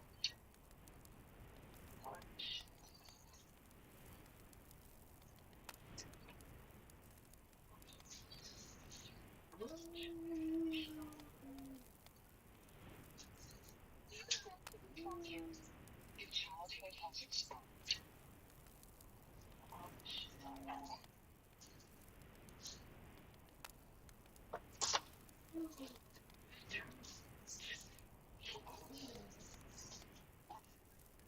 We regret to inform you, your childhood.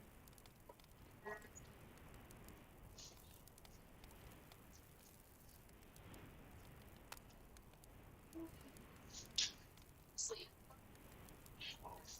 Take your safe. I'm safe. Your childhood has expired. Got it?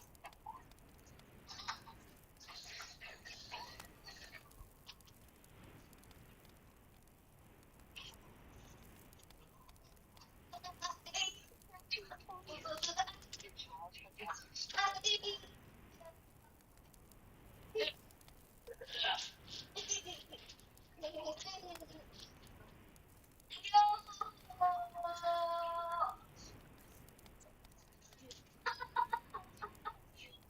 Your childhood has expired.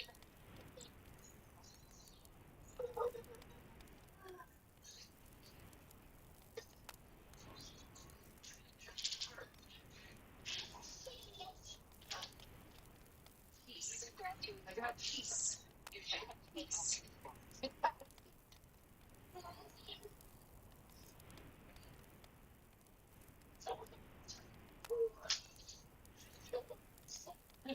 Look at all the comments today. Your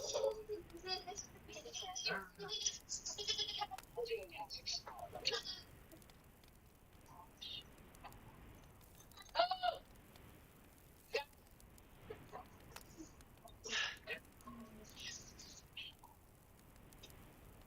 Ew.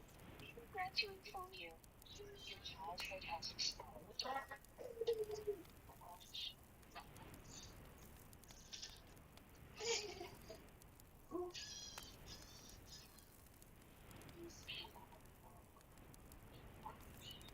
We regret to inform you, your childhood has expired. To inform you,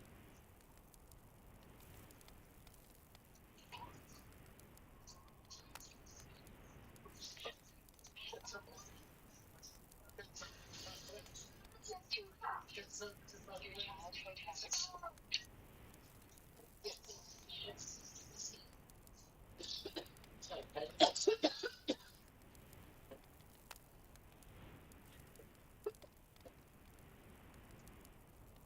We glad to inform you.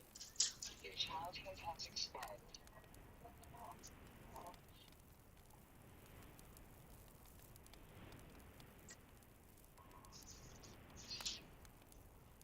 Oh, do I give it to Lil? Oh, Daddy inside. Your childhood has expired.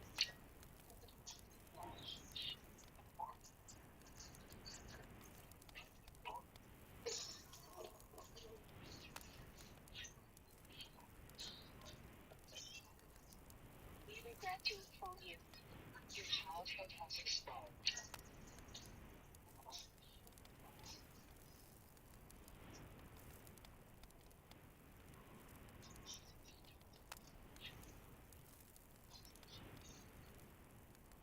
We regret to inform you. Your childhood has expired.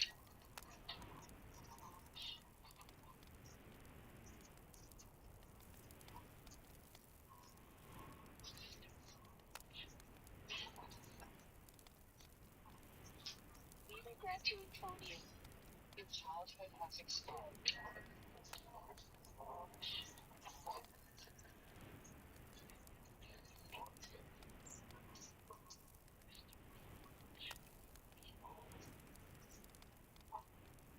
We regret to inform you. Your childhood has expired.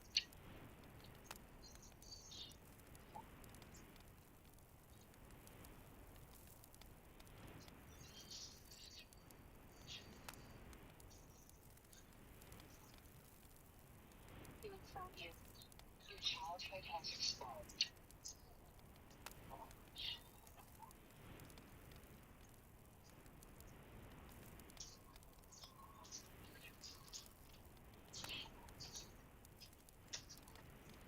We regret to inform you. Your childhood has expired. Oh no.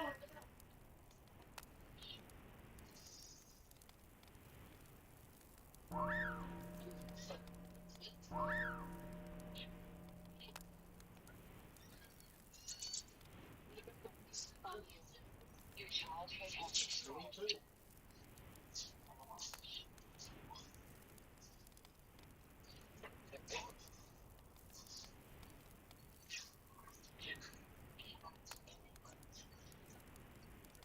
We regret to inform you. Your childhood has expired.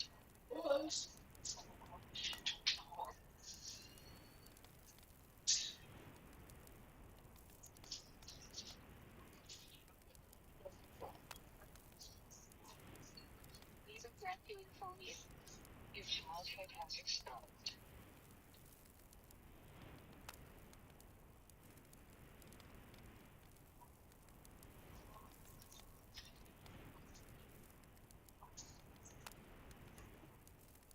We regret to inform you. Your childhood has expired.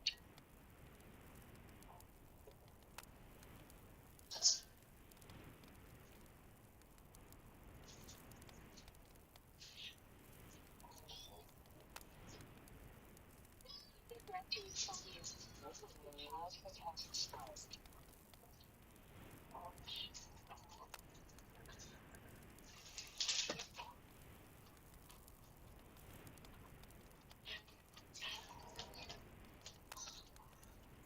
We regret to inform you. Your childhood has expired.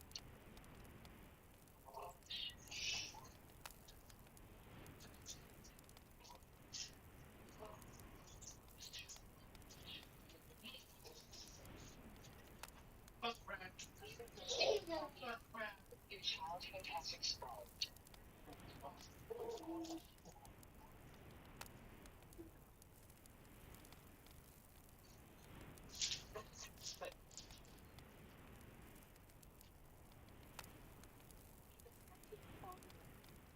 Childhood has expired.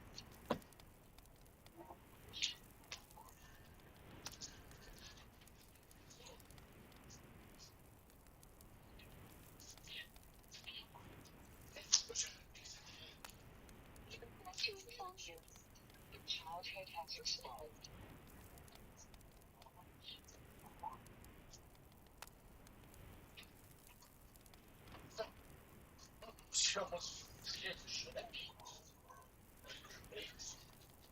We regret to inform you. Your childhood has expired.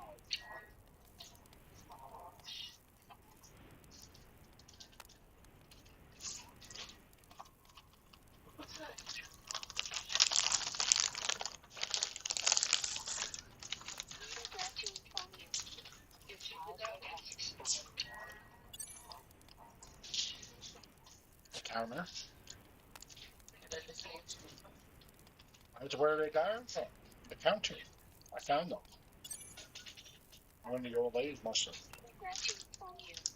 Your childhood has expired.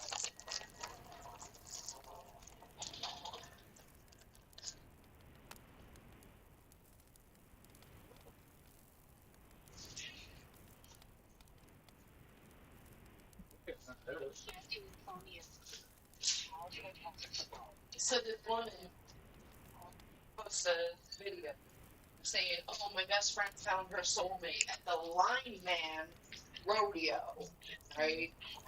And like all of his friends kept on calling his name like birds from Finding Nemo, like like they're like Mike, Mike, Mike, Mike, Mike. So they show him right dancing with this girl, and like he's all up in business, and it looks like he's like kissing her neck. Yeah. Well, the first comment is his wife. Yeah. So I'm his wife, and he's currently explaining this to our two children. And they were like, everyone was like, I knew he was fucking married by the one. He was your soulmate. You just met him at a bar. He's a lineman. Mm-hmm. And it's a rodeo. Like, yeah. They're like, I knew he was married. And then people are like, you don't see the fucking ring tattooed on his fucking finger? Yeah. People are idiots.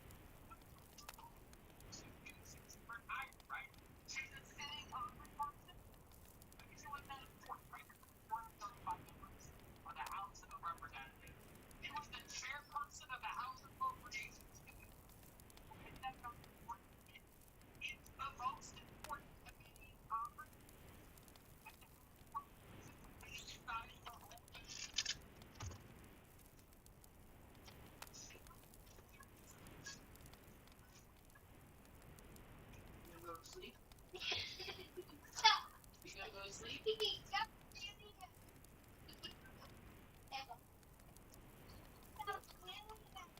Okay, well go to sleep. Or else I turn into the boogeyman.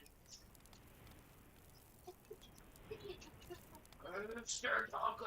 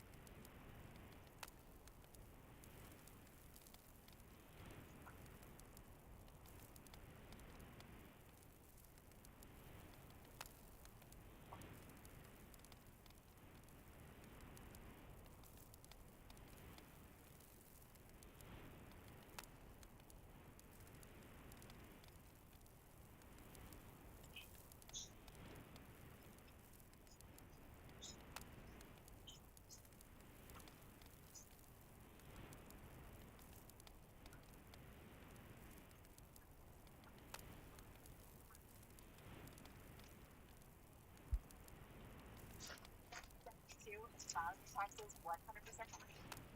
Plus, is refund. Roughly 37% of filers qualify. Simple Form 1040 returns only. File now. Snap your W-2 and file your taxes 100% free. Plus, is refund. Roughly 37% of filers qualify. Simple Form 1040 returns only. File. Snap your W-2 and file your taxes 100% free. Plus, is refund. Roughly 37% of filers qualify. Simple Form 1040 returns only. File now. Snap your W-2 and file your taxes 100% free. Plus, is refund. Roughly 37% of filers qualify. Simple Form 1040 returns only. File now. Snap your W-2 and file your taxes 100% free. Plus,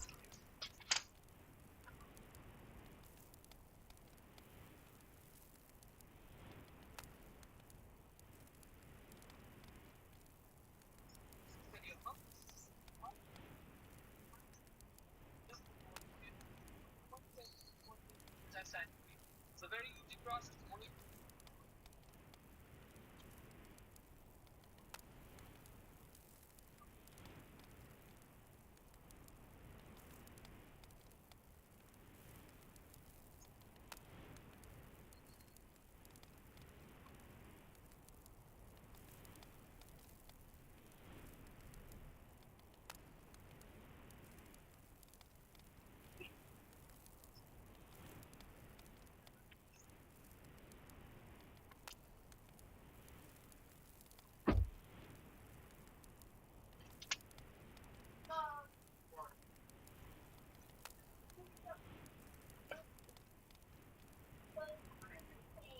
Oh, okay.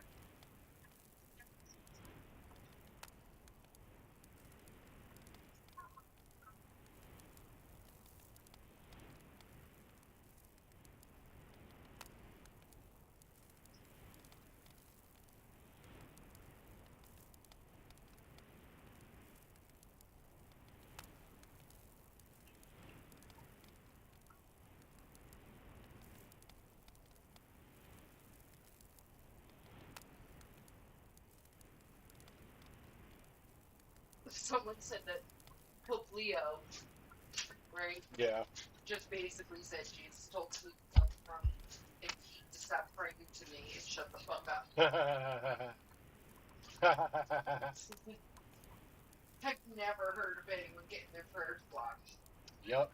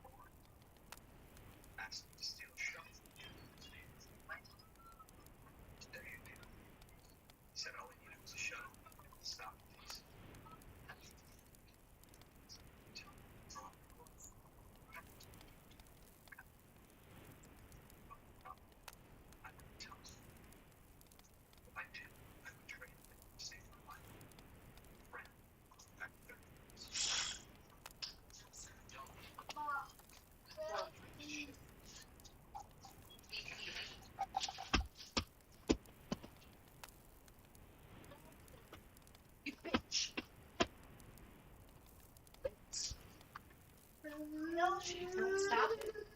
Like,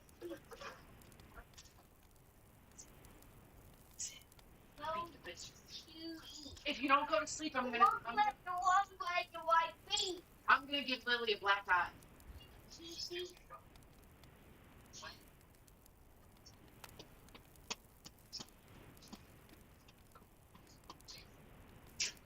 Shoot, shoot, shoot, shoot, shoot, shoot, shoot, shoot.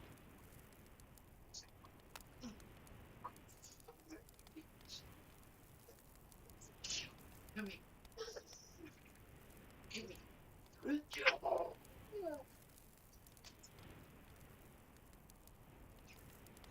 Oh, look at Anthony. Come here. I got a parrot. She said, go, go, go, go, go. I got a parrot.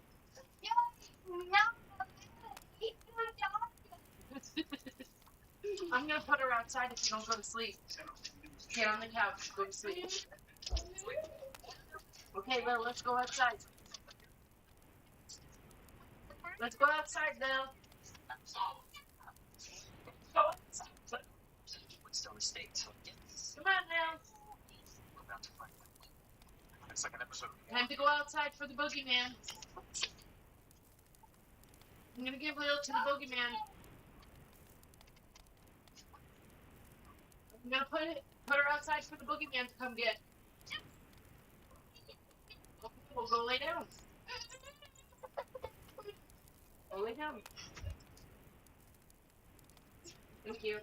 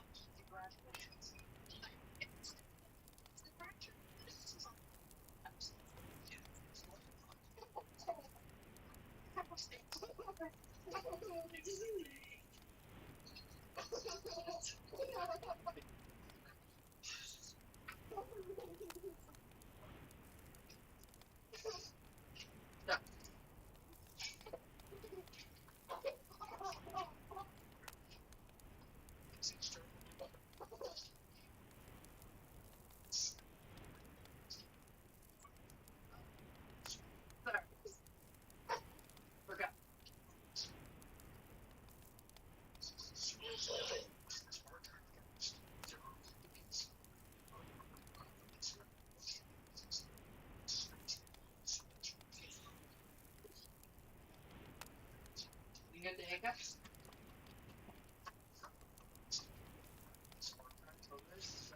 You got boogers?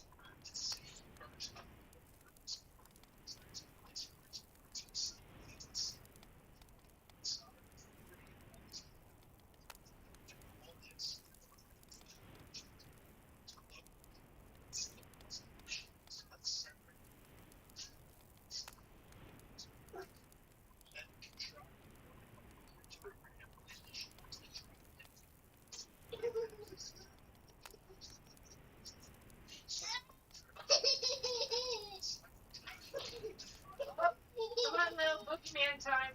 Come on, boogeyman. Lay down. Right in. Just quit, dude. You're tired.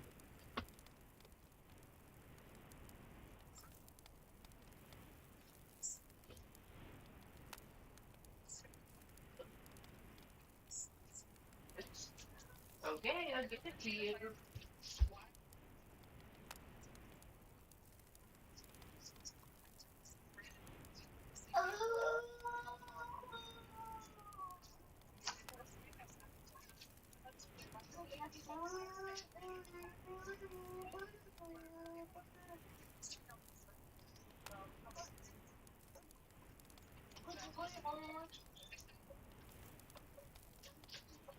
Oh,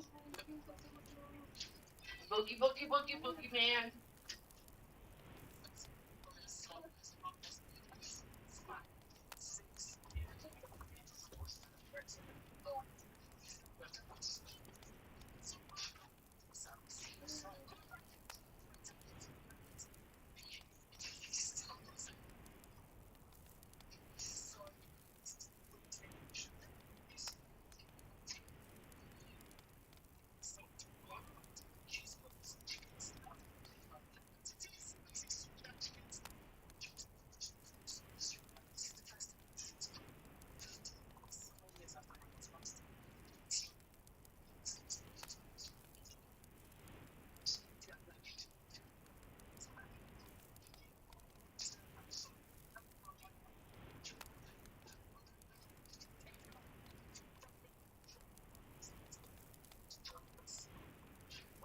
Start closing your eyes or I'm gonna call the boogeyman.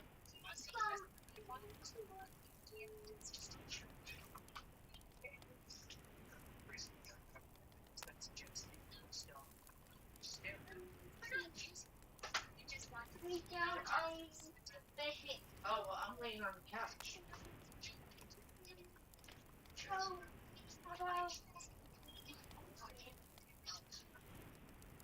Go to sleep. Go to sleep, or else I'm gonna have to go out and go with the boogeyman for the rest of the day.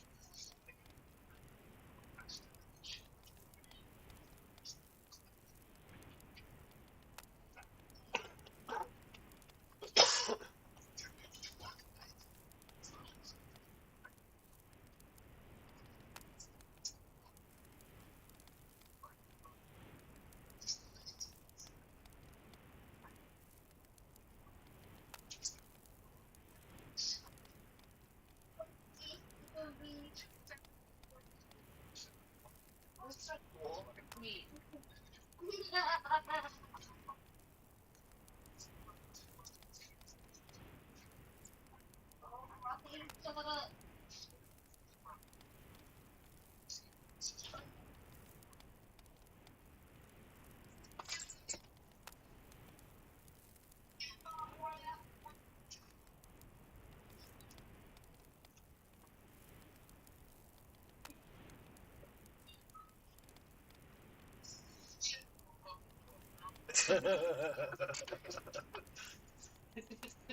What do you throw at him?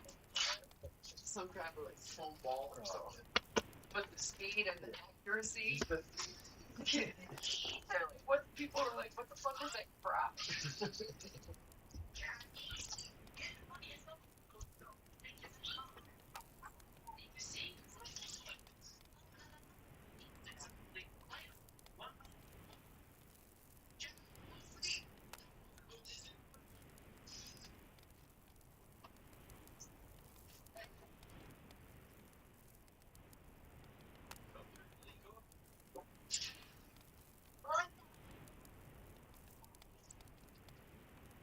You're the last sprinkle. What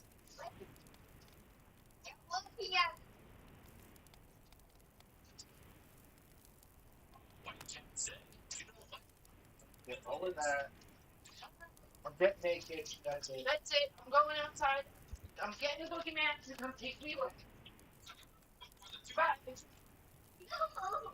Go to sleep.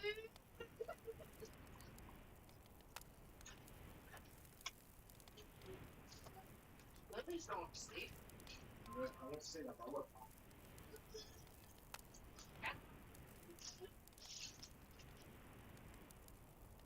All the popcorn ones.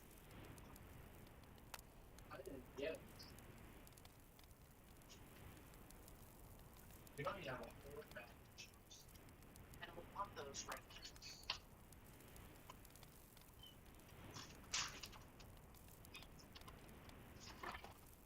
Bust it up.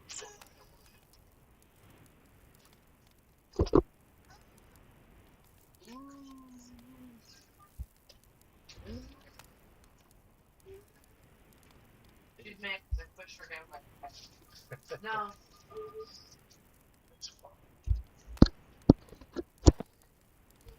Okay, mommy.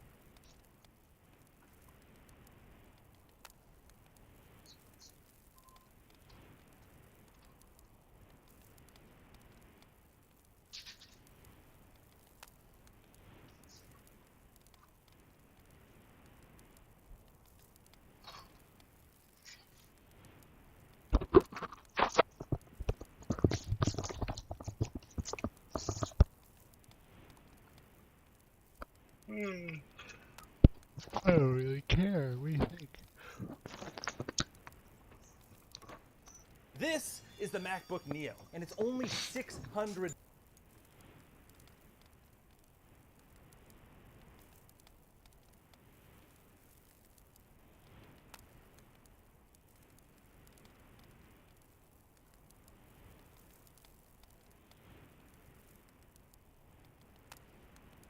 That's right. It's almost too good to be true. There's got to be a flaw somewhere, right? Correct. It runs at 105 frickin' degrees under basically any load, which is leaving a lot of performance on the table. So I wonder, is there a way we could fix the MacBook Neo, maybe with a thermal pad, or maybe by enlisting my good friend, who is quite familiar with janky cooling solutions, to water cool the MacBook Neo. That's right, boys and girls. This is gonna be awful. Why did you get a transmission cooler? Because it looks cool. Fair enough. Before we get into crazy, let's talk about a more practical band-aid, at least. A thermal pad. Yeah, I did this in my video. It's pretty fantastic. All you need is a Pentalobe 5-bit, which you can get in an iFixit kit. And if you're doing this at home, the 2 screws at the bottom of the laptop near the trackpad are the longer ones. Once you're inside your MacBook Neo, your speaker won't look like this. That's just an Alex problem. I want to see what's on the inside of the speaker. But what you will see is up here. That is the section where the CPU is. But all that's in here to cool the chip in this laptop is just this thin, what we think is a graphene pad. Depending on how into this you want to get, you can either clean off the thermal paste off of here and use a 2.5 millimeter thick thermal pad, or if you have a motherboard kicking around, you might be able to just steal one off of an M.2 cooler. Yeah, I think that's what we did. Jake's here with his fancy $7 thermal pad. And then you want to line up the clips with the little studs in the Mac and hope you don't rip the thermal pad off in the process. Put the screws back in, and we should have a much faster MacBook Neo. We have watt or 2 more power. Which is a lot. It is substantial in this. And when you're closing it up, just put each screw in a little bit before you freeze lower. It works pretty well, but we can do better. So what's the plan, Coach Steve? Well, you're the one that made the plan. I just made some feet and mounting brackets. So when I was first thinking about how to fix the MacBook Neo, I wanted to do a little bit better than a thermal pad. So I designed this little plate that would sit on top of the CPU spot here and act as like a bit of a heat sink. Yeah. With the intention to machine it out of aluminum. I just 3D printed it to test. It probably would be better than just a thermal pad, and to be honest, you could probably get a pretty similar effect by just buying a little copper shim and sticking it in there. And since I'd already done the work to design this piece, it was pretty easy to adapt it to this, which is again 3D printed, but you can see where I'm going here. You see those little fins right there? Water block, baby. Do you really need that many screws in there? Like, why do you have so many screws? Because it looks cool. Hopefully it's making contact, and since we're gonna have to cut a giant hole in the bottom plate of the MacBook Neo here, I kind of figure that the plate will just also push down. Yeah. And that'll just help it stay in there. Then of course, there's the top of the water block, even with a little jet plate, kind of. So it'll sit kind of something like that. Beautiful. And our MacBook Neo will need about an inch or so of laptop stand. Watt MacBook Neo side. Also put in a brand new 1/4-inch bit. Should be nice. In making this shorter, it actually made worse contact. So to fix that, I've now machined everything else down, and in fact, even machining this part a little too far now, there's not really like a pop.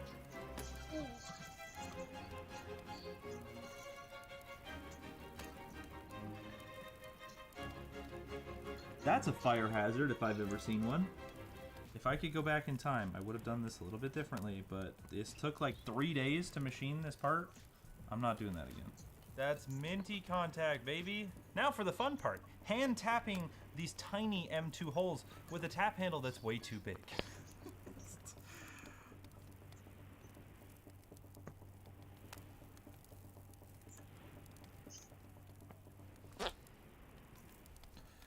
Okay, I didn't need to see what I was doing.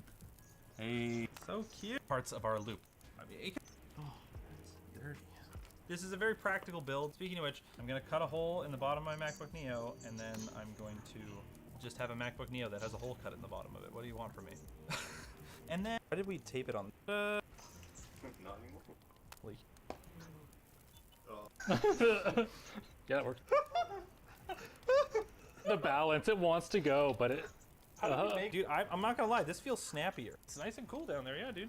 We have what, 1505 to beat? Whoa! Yeah, it's fast. Dude, that's faster than an M1 Air. Thing did 1938. The M1 MacBook Air, I tested at 1836. So now the MacBook Neo is not just faster than an M1 Air single core, it's faster than an M1 Air multi-core. This is the chip from an iPhone from last year with a little bit extra tacked on. That is a 21.2% increase in performance.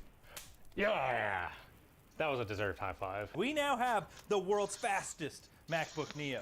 We're gonna try 3D Mark now just for funsies. And last time it was 1373. I'm guessing 1540. Maybe that's too much. We're on the top of the world! Yeah! Woo! We set a 3D Mark world record, baby. All right, Jay's 2 cents. Come at me, bro. He's so threatened by your MacBook Neo. Oh, dude. So I guess that settles it. Can you make your MacBook Neo better by water cooling it? Absolutely. Can you make me happy by liking this video, hitting the subscribe button, and leaving a comment about what you think about our MacBook Neo? Absolutely. Maybe consider subscribing to my Patreon down at the link in the description. They got a sneak peek of this that you totally missed out on. And subscribe to Zip Tie Tech. And subscribe to Zip Tie Tuning.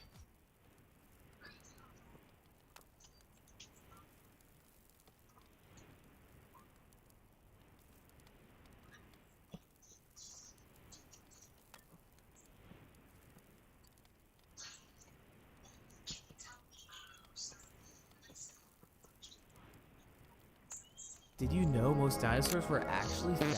Scientists show the T-Rex is way chunkier than most people realize. When you see the classic scientist reconstruction of a T-Rex, the skin is basically shrink-wrapped over the bones, but that's not the full picture. While reptiles do tend to look similar to their skeletons, the one major thing that changes their shape is fat. And since dinosaurs were reptiles, fat would distribute uniformly across their entire body and not just in pockets like mammals. That means the T-Rex, the most iconic apex predator of all time, was probably built like an absolute balloon of a unit. Did you know most dinosaurs were actually fat? Scientists show the...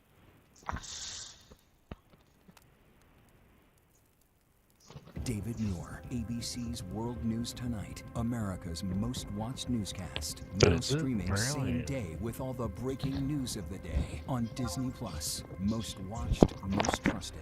Now on Disney Plus every night.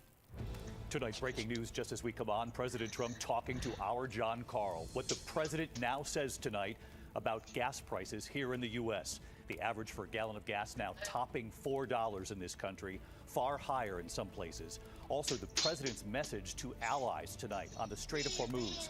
Build up some courage, he says. Go to the strait yourselves and take the oil. Telling John Carl they weren't here for me. John standing by tonight. Also breaking tonight, dramatic new images from the war in Iran. An official telling ABC News about the U.S. strike inside Iran using 2,000-pound bunker buster bombs. American B-52 bombers deep over Iran. And tonight, the Pentagon now deploying a third U.S. aircraft carrier. And just in tonight, the new warning for Americans in the region. Will go live to Matt Rivers. Back in the U.S. just a short time ago, Tiger Woods pleading not guilty to DUI. What the police report now reveals tonight, what police say they found in Tiger Woods' pocket. Tonight, after those U.S. Army Apache attack helicopters hovered over Kid Rock's home, the performers saluting them. Tonight, what's now happened to those Army pilots? Martha Raddatz standing by. Tonight, the major headline involving the president's $400 million White House ballroom. A judge temporarily blocking the construction. The judge writing, "You don't own the White House." The deadly school shooting, a high school student shooting a teacher. She was rushed to the hospital. And what authorities have now revealed tonight about the 15-year-old shooter. Tonight, the countdown is on, 24 hours until the scheduled launch of Artemis 2. NASA's first human mission to the moon in more than 50 years will go live. Tonight, the wild escape, a woman in handcuffs climbing out the back window of a police cruiser. What's now happened to her tonight? The frightening moment in the water, a windsurfer colliding with a whale, thrown from his board. And America Strong tonight, the inspiring 8-year-old throwing out the first pitch. You won't forget this. No, no! From ABC News World Headquarters in New York, this is World News Tonight. with David Muir. Good evening. We begin tonight here with breaking news. President Trump speaking with ABC News about the war in Iran and about gas prices here in the U.S., now topping $4 a gallon, far higher in some parts of the country. The president tonight saying about America's allies when it comes to the Strait of Hormuz, build up some courage, go to the strait yourselves and just take it. Telling our Jonathan Karl they can police it themselves. They weren't there for me. Just moments ago, the president now saying securing the Strait of Hormuz is, quote, not for us, and suggests this war will go another 2 to 3 weeks. Tonight, what the president now says about gas prices, the cost of this war, John Karl and his conversation with the president. Tonight, with Iran's blockade of the Strait of Hormuz causing oil prices to soar around the world, President Trump is urging America's allies to, quote, build up some delayed courage, go to the strait, and just take it. In a phone call, the president told me of our allies, they can police it themselves. Why should I do it for them? They weren't there for me. The president suggesting that America's allies should be there to help, even though they didn't start the war. France, Spain, and Italy have all expressed reluctance to get involved. For the first time in 3 years, the average price of gas now tops $4 a gallon. In Florida, it's $4.16, up nearly $1.30 since the war began. It's worse out west, $4.92 a gallon in Nevada, and nearly $6 a gallon in California. In Indianapolis, Curtis Davis, a delivery driver, now tightening his belt. Stuff that I want to do with my kids, like I have to limit that now because of funds. I have to pay more funds for gas throughout the week. In Atlanta, Emily Locke making tough decisions. Obviously, it's affecting our family. Like, we are tightening up our budget, not going out to eat as much, watching where we spend our money. The president has acknowledged he was elected on a promise to bring down the cost of living. But today he told me the booming stock market before the war made it a good time to do it. Trump insists the oil prices are going to go down. He has threatened if Iran doesn't immediately open the strait, he will be, quote, blowing up and completely obliterating their civilian infrastructure, including power plants and water systems. He also says the U.S. and Iran are talking, telling me we have regime change. And this group is much more moderate and much more reasonable. The president says his team has been talking with the Speaker of the Iranian parliament, Mohammad Ghalibaf. Speaker Ghalibaf has been jabbing the president on social media. He's toned it down a lot, Trump told me. He's much better. The president then adding ominously, we know where he lives. Let's put it that way. And on Cuba, the president telling me Cuba's gone. When I asked him if he was talking about a military operation against Cuba, Trump said, I can't tell you that. I trust you implicitly, but I can't tell you. The White House is well aware of polls that show a solid majority of Americans oppose this war and are deeply concerned about the high gas prices that it's brought. And just a short while ago, the president told reporters that he is finishing up the job in Iran and that, quote, I think 2 or 3 weeks we'll leave. And David, he said that when that happens, the price of gas will come tumbling down. That's what he's telling you tonight, John Karl. We appreciate the conversation. Also breaking tonight, there are dramatic new images just in from the war in Iran. An official telling ABC News tonight about the U.S. strike inside Iran using 2,000-pound bunker buster bombs. American B-52 bombers flying deep over Iran. Tonight, the Pentagon now deploying a third U.S. aircraft carrier to the Middle East. And just in tonight, the new warning for Americans in the region about their safety. Matt Rivers there again tonight. Tonight, massive explosions ripping through this military complex in Iran, sending flaming debris shooting into the air. An official telling ABC News the U.S. struck an ammunition storage facility in Isfahan, dropping multiple 2,000-pound bunker-busting bombs. For the first time in this war, the Pentagon now saying B-52 bombers are flying deep over Iranian territory. And tonight, Secretary Pete Hegseth saying the battle is moving into a decisive phase. The upcoming days will be decisive. Iran knows that, and there's almost nothing they can militarily do about it. Yes, they will still shoot some missiles, but we will shoot them down. Tonight, a third aircraft carrier, the USS George H.W. Bush, departing for the Middle East with 4,500 sailors aboard. Families emotional. I'm just trying to be strong for him. It's really hard to take away from someone like that. Iran's still wreaking havoc. New images of an oil tanker hit by an Iranian drone near Dubai, punching a hole in the ship, sparking a fire on board. And tonight, an Iran-backed militia accused of kidnapping an American journalist in Baghdad. Iraqi officials confirming this chilling video shows the moment Shelley Kittleson was forced into a car and taken. Authorities arresting at least one suspect as an urgent search intensifies. David, the State Department with a new warning tonight for Americans in Saudi Arabia about threats to places where they gather, like schools and hotels. This as Iran threatens to attack American corporate facilities across the region. David? Matt Rivers from the region again tonight. Matt, thank you. To other news here just a short time ago, Tiger Woods pleading not guilty to DUI in Florida. What the police report now reveals tonight, what police say they found in Tiger Woods' pocket. Victor Kendo from Florida. Oh, what did they find in his pocket? Tonight, we're learning what Tiger Woods says caused him to crash his black SUV in a rollover accident in Florida. Tiger. The golf legend arrested and charged with a DUI, last seen leaving a Florida jail hours after the Martin County Sheriff's Office says he told deputies he was looking down at a cell phone and changing the radio station and did not notice the vehicle in front of him had slowed down. Police say Woods was traveling at a high rate of speed and overtook a truck on a two-lane road on Jupiter Island.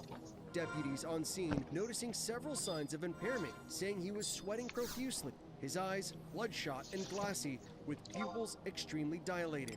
Authorities say that while Woods was extremely alert and talkative with investigators, his movement was lethargic and slow, and he had hiccups with police on scene. The pro golfer who said he was coming from his house denying consuming alcohol and blowing a 0.0 on a breathalyzer, but later refusing to take a urine test. Authorities say Woods struggled with field sobriety tests, even bringing up he'd had 7 back surgeries and more than 20 surgeries on his knee. When deputies asked him about prescription medication, authorities say he answered, "I take a few," acknowledging he had taken some that morning. Deputies saying they later found 2 white pills inside Woods' left side pant pocket, determined to be hydrocodone. This latest incident leaving the 15-time major winner in an uncertain legal situation, muddying his future in golf and complicating his legacy, with the Masters about a week away. And David knew tonight Woods releasing a statement saying in part that he understands the seriousness of the situation he finds himself in and is stepping aside for a period of time to seek treatment and focus on his health. Safe to say we will not be seeing him at the Masters next week.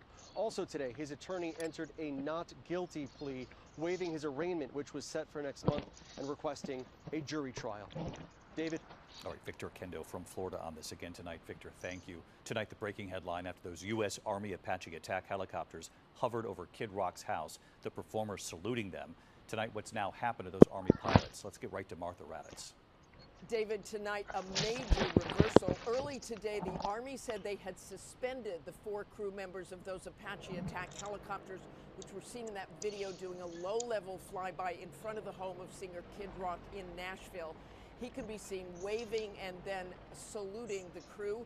The Army saying they take any allegations of unauthorized or unsafe flight operations very seriously. President Trump, who is a friend of Kid Rock's, even said they probably shouldn't have been doing it. You're not supposed to be playing games. But shortly after the president made those comments, Secretary Pete Hegseth said on X, the U.S. Army pilots' suspensions lifted, no punishment, no investigation. Carry on, patriots, he said, and thanked Kid Rock. David? Martha Raddatz back with us tonight. Martha, thanks as always. We move on now to the major headline involving President Trump's $400 million White House ballroom. Tonight, a judge temporarily blocking the construction. The judge writing, "You don't own the White House." Tonight, the White House response. Here's Rachel Scott. Tonight, a federal judge putting the brakes on construction of President Trump's $400 million ballroom, declaring the President of the United States is the steward of the White House for future generations of first families. He is not, however, the owner. The President has already torn down the East Wing. He plans to redo part of the West Wing as well. Our Mary Bruce spotting him up on the roof. Mr. President, what are you doing up there? What are you building? The National Trust for Historic Preservation sued to stop the construction, arguing it requires congressional approval. We built many things at the White House over the years. They don't get congressional approval when they build in the White House. It's totally separate. But today, Judge Richard Leon ruling no statue comes close to giving the president the authority he claims to have. He also rejects the administration's argument that stopping construction at this point would pose a security threat, writing, "The existence of a large hole beside the White House is, of course, a problem of the president's own making." The president says he will appeal this ruling. Meanwhile, there is other breaking news here at the White House. The president signing an executive order tonight directing his administration to create a confirmed list of U.S. citizens eligible to vote in each state in the next election. That ruling and that order will certainly be challenged in court, David. All right, following multiple breaking developments tonight, Rachel, thank you. There is news this evening about the deadly high school shooting near San Antonio, Texas. Authorities now believe the 15-year-old shooter was failing several classes. He opened fire yesterday morning, wounding a teacher. The sheriff says he was armed with a .357 Magnum. The gun brought from home, the student then taking his own life. Detectives searching the home, seizing electronic devices. The teacher remains hospitalized tonight. No word yet on her condition. Tonight here, the countdown is on 24 hours now until the scheduled launch of Artemis 2, scheduled right around this time tomorrow night. We'll carry it live right here on ABC. NASA's first human mission to the moon in more than 50 years. The powerful rocket weighing nearly 6 million pounds, standing taller than Statue of Liberty. Gio Benitez at the launch site. You Tonight, bad. NASA says its Artemis 2 mission is all systems go, and by this time tomorrow night, You bad. astronauts could be on their way to the moon What? for the first time in more than half a century. We are going to send them farther into space than humans have ever gone before. They'll be flying faster than any humans have ever gone before. Those humans, Commander Reed Weissman, pilot Victor Glover, who's set to be the first African-American to travel to the moon, mission specialist Christina Cook, set to be the first woman to do so, and Jeremy Hansen, set to be the first Canadian. The four of us, we are ready to go. The team is ready to go, and the vehicle is ready to go. They're now in quarantine, while crews at the Kennedy Space Center perform final tests and checks of the Orion spacecraft, which will blast off on a rocket taller than the Statue of Liberty, the most powerful to ever carry humans into space. 4-stage engine start. Boosters in ignition. And liftoff. After lifting off, they'll orbit Earth for a day, then slingshot some 4,000 miles past the far side of the moon and around it before re-entering Earth's atmosphere and splashing down in the Pacific Ocean. They won't land on the moon, but they're confident the mission will demonstrate that the Orion spacecraft can survive a trip to the moon and back as NASA works to establish a long-term presence there. The exploration we're doing is the first few steps on the path of getting humans to Mars. And David, if all goes well tomorrow, we could see a liftoff as early as 6:24 p.m. Eastern. The entire mission will take 10 days. David? A great assignment for you, Gio. You'll be right there tomorrow. ABC News will have live coverage of the countdown and launch of Artemis 2. We begin tomorrow at 6 p.m. Eastern right here. Gio, we'll see you then. Tonight, after the state of Colorado had banned conversion therapy for LGBTQ minors, tonight the Supreme Court now ruling against that ban. In an 8-1 decision, the justice is saying the law likely violates a Christian therapist's free speech. More than half the states in this country have similar laws, like Colorado had, restricting the practice, saying it is ineffective and harmful to minors. Tonight, the economy, the stock market up, with word from President Trump that this war could be ending in 2 to 3 weeks now. The Dow Jones jumping more than 1,100 points today. The NASDAQ and S&P 500 posting gains as well. When we come back tonight, we remember a well-known actress from the movies and Broadway and her movie opposite Robin Williams. Also tonight, look at this, the collision on the water, the frightening moments, a windsurfer colliding with a whale thrown from his board. Also, the police chase, the collision, the suspect running, then 2 drivers, strangers, using their vehicles to help police in this. And then the wild escape, a woman in handcuffs climbing out the back window right here of a police cruiser. What's now happened to her tonight? We'll be right back here. Tonight here, the frightening moment, a windsurfer colliding with a massive gray whale in San Francisco Bay. Eric Kramer, fueled by the wind when the whale breached right in his path, knocking him head over heels off his board. Tonight, Kramer calling it a whale of a day. Good sense of humor, saying he's glad both he and the whale are okay. Tonight, 2 drivers helping to end a police chase in Las Vegas. Take a look, police tracking the driver of this silver Mazda right here, who fled a domestic situation when he T-boned a car and then ran away. Seeing the chaos, this red car and a white pickup truck pulled into position to stop him, one driver jumping out, taking the man down, the police arriving and then making the arrest. When we come back tonight, the remarkable escape, a handcuffed woman climbing out the back window of a police cruiser, and what's now happened to her tonight. In America Strong, you have to see this first pitch. You won't forget it. Tonight, a Michigan woman who was handcuffed and managed to escape through the back window of a police cruiser is now back in custody. After 4 days on the run, the video from Muskegon Heights, Michigan going viral. Kendra Aney was in custody. This is Saturday. She was in custody on an alleged parole violation when she climbed out that partially open window and ran. She was found this morning in an abandoned home and arrested again. Tonight we do have a passing note. Stage and screen actor Mary Beth Hurt. She said she preferred playing supporting roles and she excelled at it, earning 3 Tony nominations for her theater work, making her movie debut in Woody Allen's Interiors alongside Diane Keaton and others, and appearing with Robin Williams in The World According to Garp. Mary Beth Hurt died from Alzheimer's. She was 79. When we come back tonight, we have to see this. The inspiring 8-year-old throwing out the first pitch. 8 years old, and I guarantee you won't forget it. Tonight, America Strong, the inspiring 8-year-old who walked through that stadium, right out onto the field, and proved in front of thousands that he's the true champ. Tonight in Phoenix, Arizona, a dream come true for an 8-year-old second grader who has already triumphed over so much. Walking through that stadium tunnel, taking the field in front of thousands at the Arizona Diamondbacks home opener. And it was quite a journey to get there. At just 3 years old, Bowden Baumkirchen developed a rare and aggressive staph infection that then led to septic shock and months in intensive care. Bowden undergoing more than 20 surgeries, including the amputation of both legs. But it did not stop Bowden. Biking, golfing, soccer, running, skateboarding, wakeboarding, and his favorite pastime, baseball. Batting at the tee and on the field, running to first base, his family cheering, and playing on his Lake Havasu Little League team. Overcoming incredible obstacles helped with grants from the Challenged Athletes Foundation, the Arizona Diamondbacks hearing about Bowden and inviting him to throw out the first pitch. Hey, David, I'm about to throw out the first pitch. Walking out of that field with Diamondbacks outfielder Corbin Carroll, the announcer. And then Bowden's pitch.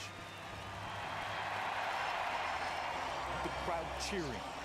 Afterward, what did Bowden think? This is the best day of my life. Tonight, dream come true for Bowden. Telling us it was the best day of his life, Bowden, and we love that jersey, 8 for 8 years old, and we can't wait to see what the future brings. Thanks for watching. Good night. David Muir, the most trusted anchor in America, the most watched anchor in America. Thank you for making World News Tonight with David Muir the #1 newscast in America.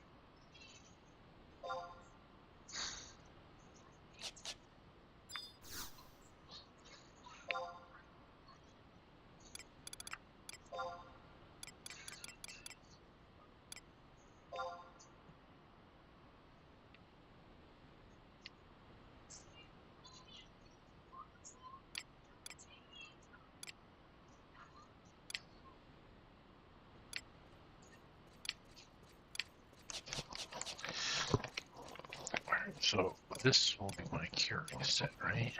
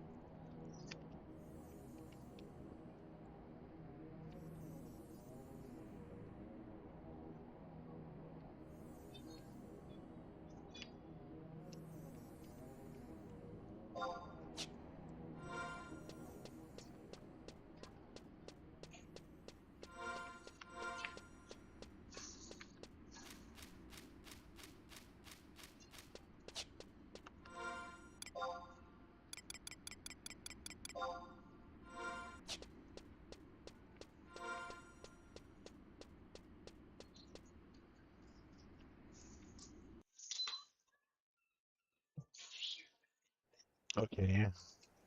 It like clicks or something. I gotta clean it.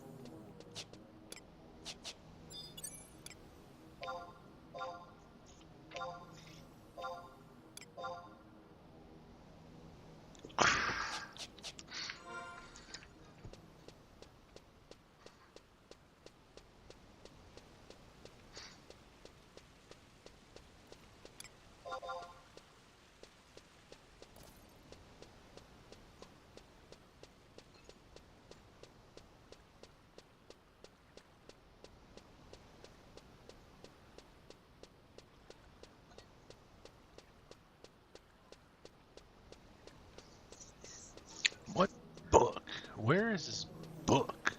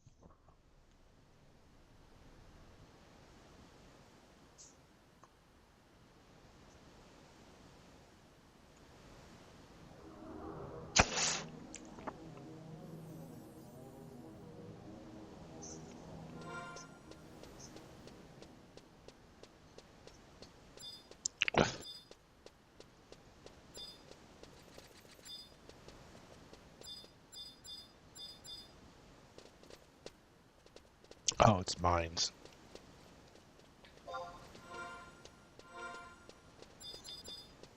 Fuck. Fucking idiot.